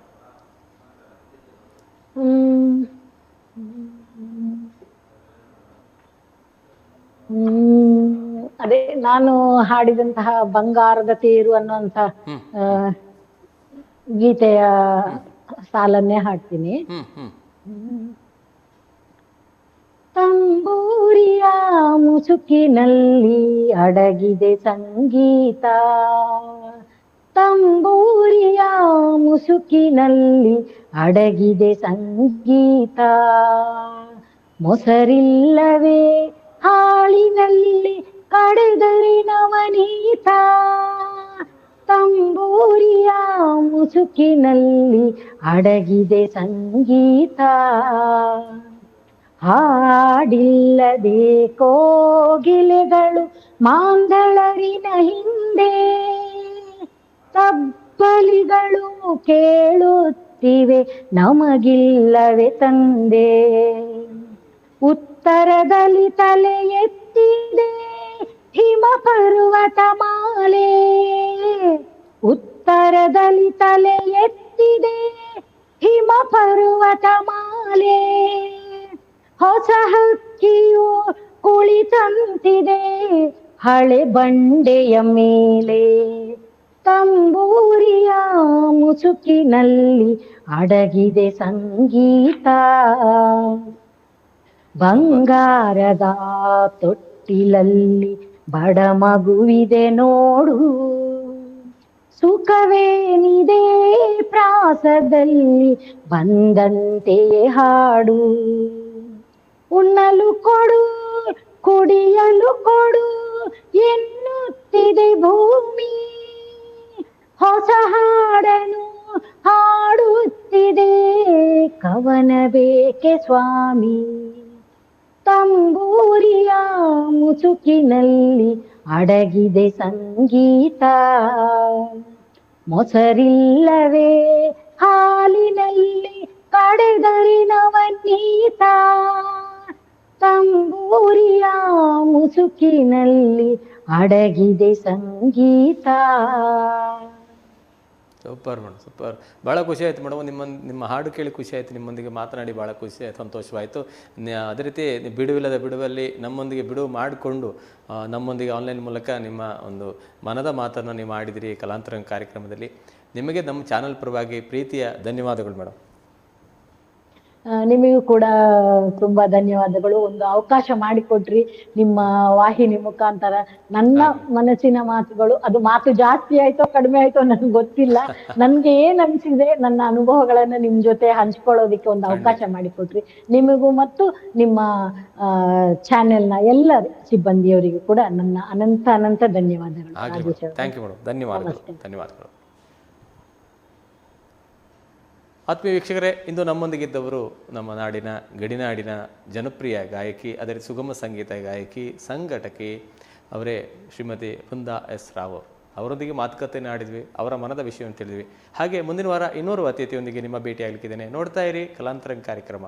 ನಮಸ್ಕಾರ.